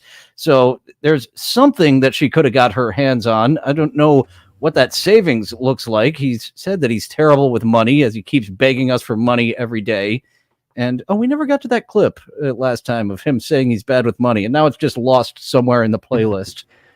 We know he's bad with money. He can't stop buying things. He lives out of a gas station. That's where he grocery shops, I'm sure. Good old Homer Simpson in the Quickie Mart. You go to you buy in bulk you buy a bunch of toilet paper at once and put it in the closet. If you don't have a closet, but I believe you have a closet big enough to house getting a larger supply of stuff. Imholte, help out that the goal can be knocked off a little bit by shopping at the Costco, even with that fee. And that's what I mean. And we all see how he spends his money. And he tells you every time he goes out, he got tequila. He's buying shots at a bar. Granted, it's Minnesota, so they're probably still $3 or whatever. But I know he's the kind of guy who will flash money that he doesn't have. You know? I just found me a nice bar with a $2 Yingling night. On what was it, Thursdays? Thursday, $2 Yingling night. That's a good beer too. Yeah, I can tolerate some Yingling. It's better than your Coors Light, Miller Lite. And I am a beer snob with my IPAs, but I do enjoy falling back to Yingling when I don't want something as high octane ABV as an IPA. Right. And that's another thing that I'm lucky to have around here is like there's a couple microbrews and they're not bad. Michael Breweries. Let's see. Yeah, I do believe this is the last one we're going to get to today. Only 4 that we got to, and one from Doom and one from TV's Will Heron. We're probably not going to have time for today because, I don't like overstaying my welcome. So yeah, and I think both of us got a full plate today. Mm-hmm. I don't know what time we're going live with Annie, but we will be on with Annie O'Ryan with What Is This Game on Prey a little bit later today, and had a lot of fun with that, and fucking huge game. But we will get into that. 3 Eastern is when we will go live talking about Prey on WITGS. Okay, cool. The at WITGS. So we will get back to talking about that at 3 p.m. Eastern. Perfect. Nick. Yeah. are telling me I'm entitled to more money and I blah, blah, blah, blah, blah, this and that. And like, she started like cocking off about how she should get the house. She should get more money. She should get all of this shit. And she's like, also, I think there's a conflict of interest because you helped me with the HRO stuff. And now you're doing Aaron's divorce and not me. And he wrote her back and he's like, you do understand, if you look back in your paperwork, the first fucking thing you signed was a waiver of conflict of interest. Yeah. You waived the conflict of interest thing. I said, I've done this for her before, but you're still okay with moving forward with me representing Aaron and not you. And she signed that. But Nick, being the dumb fucking shitty coked out lawyer. And once again, just reeking of getting the fuck out of the door. If he has to go to another lawyer, this is going to take more time. No, I need to be done with this. Yep. Yeah, it's a Band-Aid. And right off. Yeah, get me the fuck out of here. Yeah, you're fucking fine. Tells her, oh no, tell that lawyer that it's a conflict of interest. We're told. Nick has this thing about his criminal and his CPS case too, that he's going to find some magical loophole that's going to save the day. I don't know if he's watched too many movies, and that's coming from me, that there's some kind of Deus Ex Machina moment coming. Motherfucker, it ain't coming. So she basically said that Nick told her she's entitled to more of the house. Yeah. She's not. No. She's absolutely not. You owned the house before she was here. It doesn't matter. Like, I think, how would that work out? There would be an argument for she could make a claim about when it's sold. She could get a piece. Okay. But not really. Yeah. Like a certain amount. No, she could force you to sell the house so she gets her piece. That's what I was about to ask. It was being that they were okay. That's something that they could have forced, and then taking a monetary amount rather than okay, I have stock in this house, and if you won't sell it, just give me a big lump sum. So if she wasn't rushing out the door, and Nick Rekieta has been accused by Aaron of being like a Lionel Hutz mall lawyer. I think he does have his office in a mall. I'm not exactly sure. So if he was representing April, that's definitely, and it sounds like he was. That is something that Lionel Rekieta, Nick Hutz, neither one really works. But he absolutely missed out on because it's a negotiation process, right? If she's going to try to force him to sell the house, couldn't that be a thing that I just put out there of like, give me a lump sum so you can keep your house then?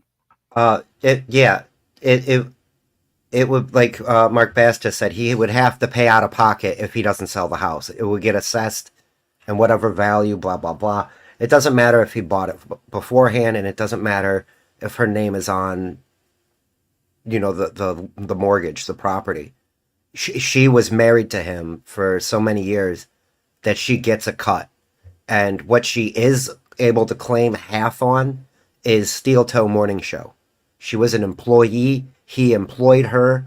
They went, but like he said, he just got her to sign a waiver of a conflict of interest, which might not necessarily be under distress. The divorce, she can make an argument, was under distress, and that she signed the paperwork hastily. She can make that argument. Will she get it? I don't know. That's up to a judge. But he's trying to keep everything. And the only other thing I'm aware that April did was empty an account. I think she took like $5,000. Oh yes, he did mention that an account was emptied out. So she did get her hands on that, even though she didn't get her hands on some of the property value. Right. There should be some property value for her, but half of what Steel Toe is hers. That was built post-marriage. She's entitled to half. As we have seen Aaron say that Steel Toe is not profitable at the end of the year. The joke's on you trolls. Ha ha. Yeah, I know. He's paying himself so much that the business will always break even, and he thinks that puts him in a better tax bracket. But it doesn't. It makes his business look bad. It's going to ruin his business credit, which is a separate line of credit. And when you accuse him of having to pay anything, like his bills or anything he's responsible for, his business isn't making money. Then how's he paying for all his shit? His personal shit. How's he paying his house mortgage? How's he paying both truck payments? That's some DSP type of finances where everything that comes into the business is just immediately funneled into some type of personal horse shit. Yes, and that's exactly how you get the government to take all your shit away. Ha ha. Right? Yeah. So she wrote this big, long, rambling letter about how Nick told her she's entitled to more money, and Nick told her she's entitled to more of the house, and Nick said, and what the way I read the text message when he sent it to me was they need money.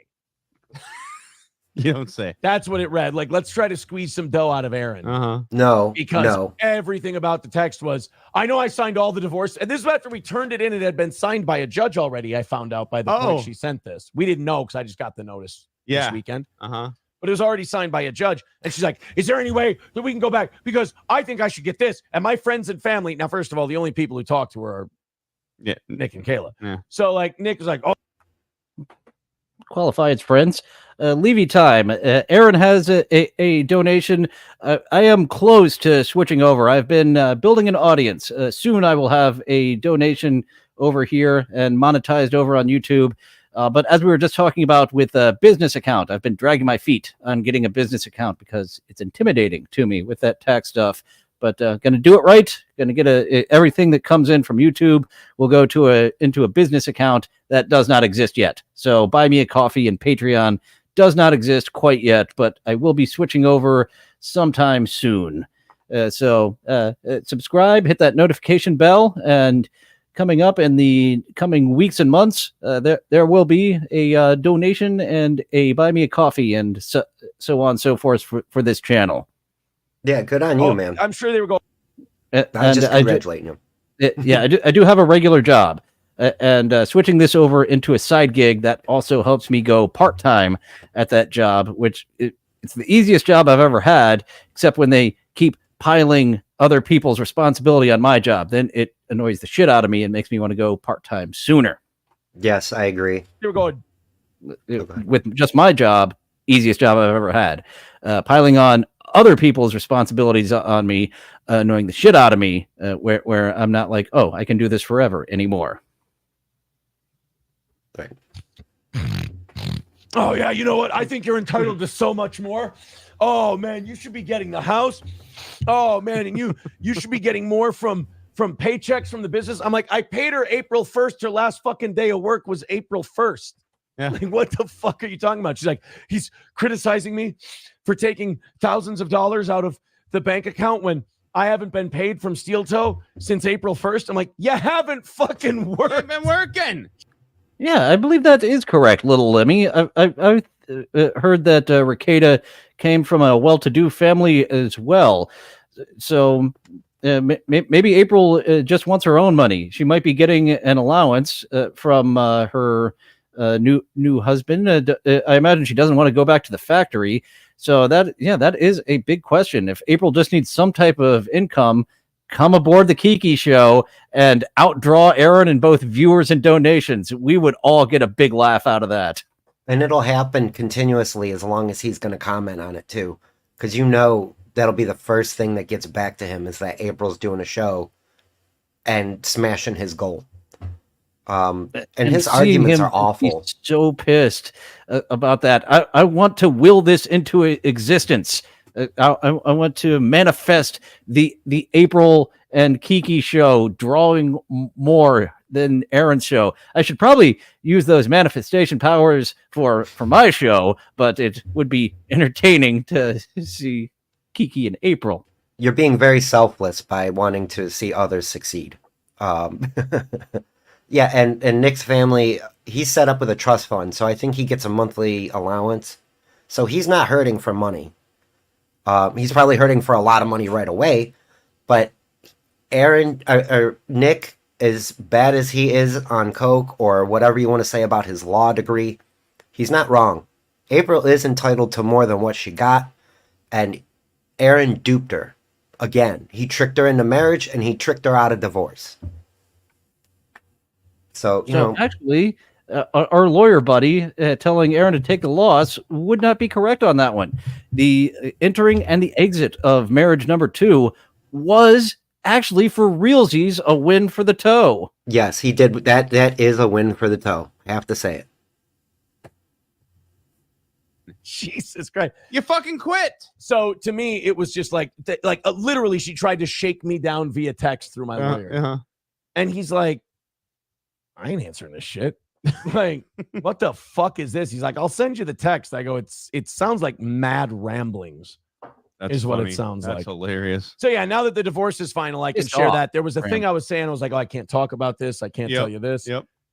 But yeah, she wrote this big rambling text to my lawyer trying to squeeze money out of me after she had signed all the paperwork for the divorce and we turned it into a judge. It's like, fucking make better decisions. You know, the two guys sitting in front of this camera here have had no responsibility on me. Absolutely streamlining you signing these papers and losing in this divorce. Like Sirius lost in the Sirius XM. I mean, XM lost in the Sirius XM merger. April lost in this divorce monetarily, but you got out quick. So. Yeah, should have put that cast on for a little bit, April. Ripping that Band-Aid off seemed like a good idea at the time, but you should have wore the cast. Yeah. And it's like he just said, make better decisions. You're forcing her into bad decision making. Speaking of the game that we've been playing, it is forcing me to make decisions that I don't want to make. You know what I'm saying? And I don't like that. And I know that's what he's doing. It's like, well, you got to sign this paperwork. You want out, don't you? You know what I mean? Like, he's putting pressure on her to move it along. And again, it's the whirlwind of events happening. It's hard to keep that shit straight when it's severe to you, you know, like a divorce and moving in with somebody else, taking care of somebody else's kids, blah, blah, blah, all that. I can see him getting douchey and churchy with it too. He likes to get religious when it suits him. And like, I don't want to be living in sin. I want to be done with this relationship and not have God be upset with me that I've got my slam bag. I want him to be okay with my new slam bag. Don't make me live in sin, April. Yeah, exactly that. That's exactly how he pushes. I've had that same attorney look at them and say, this is some weird shit I've never experienced before. Yes. My lawyer told me that about dealing with her. He's like, I've never seen this shit before. He said the same thing to me. He also has a lot of thoughts on Nick's lack of and Nick Rekieta has two thoughts. Ability as an attorney. Oh, interesting. He's heard some of the things April's asked for, knowing that that's who's giving her legal advice. He goes, if this were coming from someone without a lawyer, I think it was the dumbest fucking thing I've ever heard. But he goes, it's sad that this is coming from someone who's getting advice from an attorney. He's like, this is fucking embarrassing. He's like, she still wants you to sign an NDA. I'm thinking of obscure Simpsons references with Lionel Hutz negotiating 3 popsicles and being able to keep this broken bird cage he found out by the trash can. Still got it. Yeah, one of my favorites, he was babysitting the kids, and he wakes up, like he was sleeping, and he wakes up with a knife in his hand, and he's like, wait a minute, this isn't the YMCA. Don't touch my stuff. Yeah, same episode with the bird cage and the negotiating popsicles. Boy, did we miss out. It wasn't a live-action Lionel Hutz that they were, it was Troy McClure, that they were in discussions of doing a live-action Troy McClure movie that may or may not have materialized. Same with the Pomp U-Op guys. They wrote a script, but that never materialized. And over on Conan O'Brien Needs a Friend channel, they've read the script out. And Arnold was he was interested. Arnold Schwarzenegger was interested in being part of the movie, but that first draft they had, they were quite ambitious for how much time they were going to have Arnold. He becomes quite central to the plot when like you guys would have had to come up with a different draft where you've got Arnold for a couple of days, not a couple of weeks. Oh yeah, definitely. I would like to see that too. Man, Dana Carvey and Kevin Nealon are funny as shit. Those guys. Saturday Night Live it ages better for some reason. It's always like, oh, that was kind of funny, wasn't it? You know. But when I'm watching stuff as it was happening, it was just kind of happening. Yeah, we'll see of this current age. I haven't been a Saturday Night Live guy since the to me, the last golden cast. There have been 3 golden casts: the original, the Phil Hartman through the Farley years, and then almost right after that, a little bit of a stumble getting into the Will Ferrell, Chris Kattan, and those folks' years, and the Kevin Nealon, Phil Hartman years. Yeah, people thought it was fucking garbage those years, and in hindsight, we all love it. So we'll see how we feel in the future of these. Goddamn, going on 20 years now that I've been like, I'm not into it anymore. About the same for me. I think one of the last Saturday Night Live I watched, Rob Lowe was the host. What was the last time? Okay, there was an episode here and there around 2010, 2012 where I was like, oh, this is a fun episode. Yeah, depending on the host. Because some hosts come in with ideas and get into the writer's room and they bring their unique sense of humor to it. And so some, are just stars there to promote, and they need a script. They're not there to help pitch. Right. Yeah, and then you can tell who's really bad at reading lines. Charles Grodin had such an awful appearance in the 70s that he was one of the very few people that was banned from ever doing it again. I've got it on one of my DVDs. I own that in physical form, the first 5 seasons of Saturday Night Live. And the Charles Grodin, there's one sketch with Gilda Radner where he starts reading her line, and she has to say, no, Charles, that's my line. Oh, geez, wow. Character to be like, Charles, that color print is for me, not for you. Wow, that's crazy. I have to look that one up. And I also yeah, agree with Little Lemmy. Only one episode of the Charles Grodin. He was not allowed back after that. He's a one-time hoster club. Yeah, he's dense. He's like, her mugshot is public and she wants you to sign an NDA. And he goes, you know who signs NDAs typically? Who? Guilty people. Right. People who want Like to him? hide something. Uh-huh. So it was. He had to sign that one. was a hoot. Like getting that phone call. He had to sign a what? An NDA with He Ashley said- LaRue. I was going to say Ashley made him sign an NDA, and now the second wife is trying to get him to sign an NDA too. Stop! Keep me out of your fucking mouth. Not only can I not stand being around you anymore, I can't stand my name rattling out of your mouth. Exactly that, and that's what April wants. Because he will just bash her until he can. He's called He off has nothing Bachelor else. a month ago, and he's here we are, still doing it. He can't not. I want to know what's going to happen when this blows over, because it's tapering now. He got that nice little boost, and he's on the tail end of that little drama boost. It should have been the third mic over there on the Lolcow podcast, but you wouldn't even make a guest appearance. Yeah, what a dummy.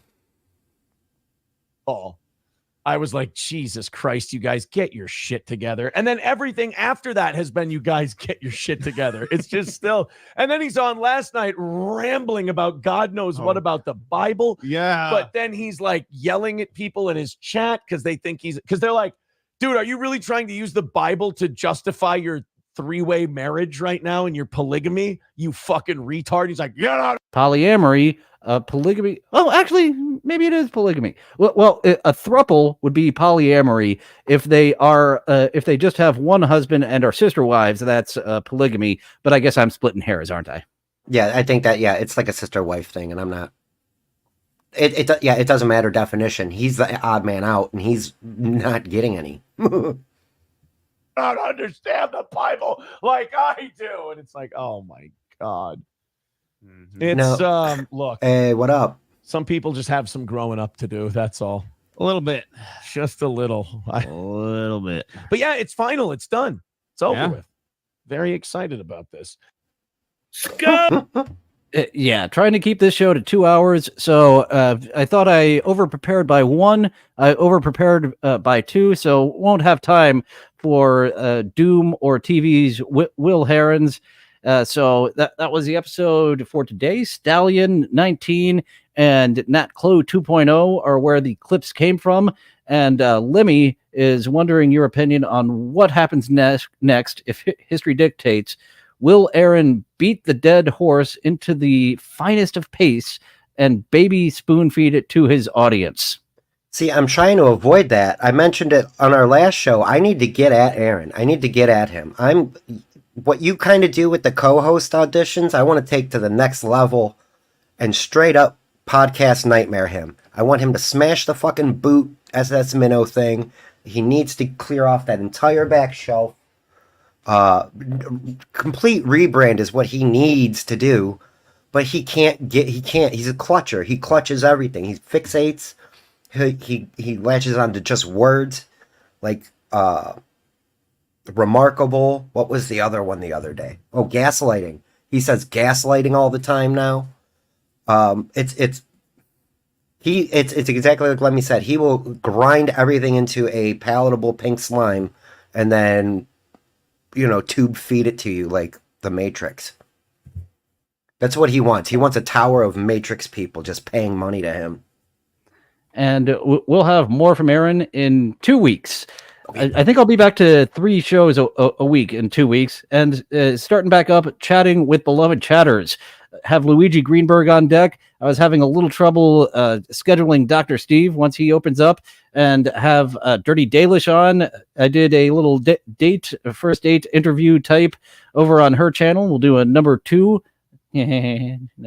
over here. And seemed like I had more people on deck. But back to 3 shows a week, Tuesday through Thursday, 11:30 a.m. Eastern. And solo, doing my best to keep it to 90 minutes. So some of them are about 100 minutes, but 4 hours a day. That's a bit much. So, some of the people who I enjoy, they go a bit long for me, and I'm trying to keep it to a palatable length where you can hang out for the whole time and not be like, oh, I got to tap. I'll be back later. So 90 minutes for a solo show, 2 hours for having a guest like Spurg Snake, and maybe some beloved chatters will stick around for the 2 hours. I know Dr. Steve said my old voice, I'm too aging. I can promise you 45 minutes. So that'll be a shorter chatting with episode. And Spurg Snake has been doing some Family Feud streams on Sunday nights and some music broadcasts. Broadcasts. Music mixes. Basically, I pick out a playlist of what I'm feeling that day. I try to keep it to about an hour and a half. The other day, I took a big gamble. I played some Beatles and the Hollies and like all this. I said mid-60s rock, and he was like, yeah, Mr. Blue Sky goes, yeah, all the rock from the 60s is pretty mid. You son of a bitch. But it was like that stuff, the Animals, the Kinks, blah, blah, blah, blah, blah. So a lot of guitar-driven, older pop rock. And that one's blocked because nobody's allowed to play the Beatles for free. Nope. That one, you were getting a nice little experimentation, even with some commercial breaks, which they'll let you stay up, but not be monetizable. But right. The Beatles, nope, not at all. Yeah, no. It's really weird. It's really weird. You're not allowed to listen to certain things. And I think I posted in the Discord, I played the same song twice, the exact same song.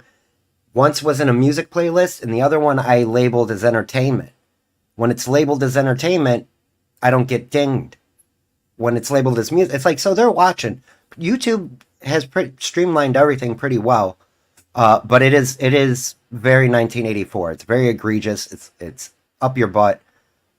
They did get me for the Family Feud theme on a couple of the Family Feud streams, and it's in the game. That's right. You've got to keep you can't go off and take a break with the feud theme playing. You've got to play some DMCA free music if you take a little bathroom break sometimes. Even talking over it.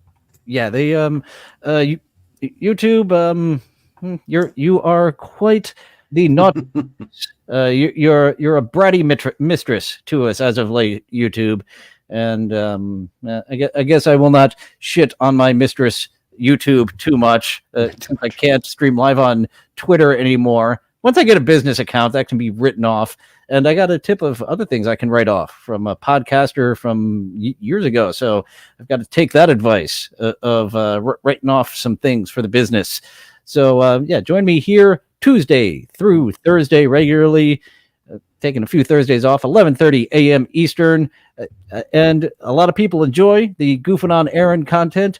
I do this once every other week because there's other sources, but people do enjoy the Goofing on Aaron. So we'll try not to overload you, which is why we're getting the fuck out of here at 2 hours instead of 3-4 hours. Because another 2 videos with that length, the ones I prepared, the amount of commentary we do, that would be a whole another hour for sure. So just keeping it here at 2, and Spurg Snake and I will be back in a couple of hours, 3 Eastern, WITGS at WITGS on YouTube, talking about Prey with Annie O'Ryan. So looking forward to that. And I do believe that Lunchbox is on hiatus. I was a regular on there with DJ Electra Fry, but it sounds like that's going to be on hiatus for a little bit. That was a fun little experiment. Hopefully they'll bring it back, and I'll be a regular over there again on Wednesdays. Wednesday has been a heavy podcasting day for me. I used to go out and do shit. Now I just sit right here all day, my day off. Annie asked me what time we should start, and I was like, 3, I think. And then I was like, oh shit, is there a lunchbox today? Because then it'll be 5. But yeah, I was trying to at least a little break in between this and that. Oh yeah, I let DJ Electra know that some days when I'm doing the Annie's podcast, I won't be able to come on. But it sounds like it's on a bit of a hiatus right now. That was a fun little hang stream. Just like the Family Feud stream is a fun little hang stream. And Hipstar Alive doesn't believe I do a show, but TikTok Around the Clock and co-host auditions are indeed a show. And I'll preview his video to see if he is worth. Well, actually, I guess the drama drummed up enough. If I do a co-host audition with him, it will be worth it. I think so. It will be worth it. I think so. So if you would like me to do a co-host audition on you, if you have a show and you come shit on me, I'll be like, hey, I guess I have to respond like that guy. Little Limmy is a fan. Hipstart. Hipstar Live is not a fan of me. He dropped in and said, so I guess I'm going to have to check out what he's doing over there. Yeah, I agree. I don't know what he's doing over there. I'm going to go pick on him in the Discord. He hangs out in Spurgtopia sometimes. We were calling him Hipstar the Untrainable because he always keeps trying to at everybody. And you know where to promote. There's a 2 spots. The Hackverse channel you can promote your show, and the SpurgTube TV channel you can promote a show. I think that's what he is. He's just looking to have fun. And like you said, just a little bit of drama, a little bit of fun between YouTubers. Okay, so hopefully he will take that Bugs Bunny Roger Rabbit kiss in the way that will be proper for a couple of up and coming Who's That YouTubers. Little Lemmy. A co-host audition does seem to be in the works for Hipstar, since he threw a shot across the bow. It makes sense to throw a shot back at him, because you got my attention. Let's see what you're doing over there. And it's all fun and games. I don't think he's not a malicious guy. We're goofing. It's not. We're gonna attack his Patreon. That's an act of violence. We're not gonna get into that. That was the one thing I was a little concerned about with getting into it with people of like Stuttering John weaponizing the type of thing like that. You gave me a little tap on the balls. I'll give you a little tap on the balls back and see where this takes us. I just explained that to my mom, what a ball tap was. Like, if you're standing around a circle with your guys and nobody's paying attention, just shooting the shit, you could just whap your friend in the balls, and it's the funniest thing ever. So yeah, looking forward to a little Bugs Bunny and Elmer Fuddish back and forward with Hipstar. I'll see what he's doing and do a co-host audition with him and give him a little ball busting the way he was giving me a little ball busting. Lemmy is giving him a thumbs up. I will give him a spicy thumbs up to get a little ball bustery going. And thank you all for joining. There is the show link to What Is This Game on Prey coming up at 2 p.m. Eastern. And let's go ahead and sign off instead of signing off several times in a row. We got in our promotions and coming up a little bit later today. And now I'm just rambling. So signing off. Thank you for joining. Feel free to go away. Well, it looks like that's all the time we have for today. Thank you for going on this adventure with me. It's fun being with friends. I'll see you next time. Bye now. Bye for now. Toodaloo. Au revoir. Auf Wiedersehen. Ciao. Ding dao day. Places all. All join hands, circle left. Now circle right and listen to me. LSMFT. Elementary corners like swinging on a gate. To right to you, honey, with the right left date. Grand right and left around you go. Lucky strike means fine tobacco. Meet your honey and give her a whirl. All swing around with the little girls. Smoke 'em, then you'll see. LSMFT. Promenade and don't you fall. Promenade around the hall. Lucky strike is first again with tobacco men. Promenade straight down the pike. It's time right now for a lucky strike.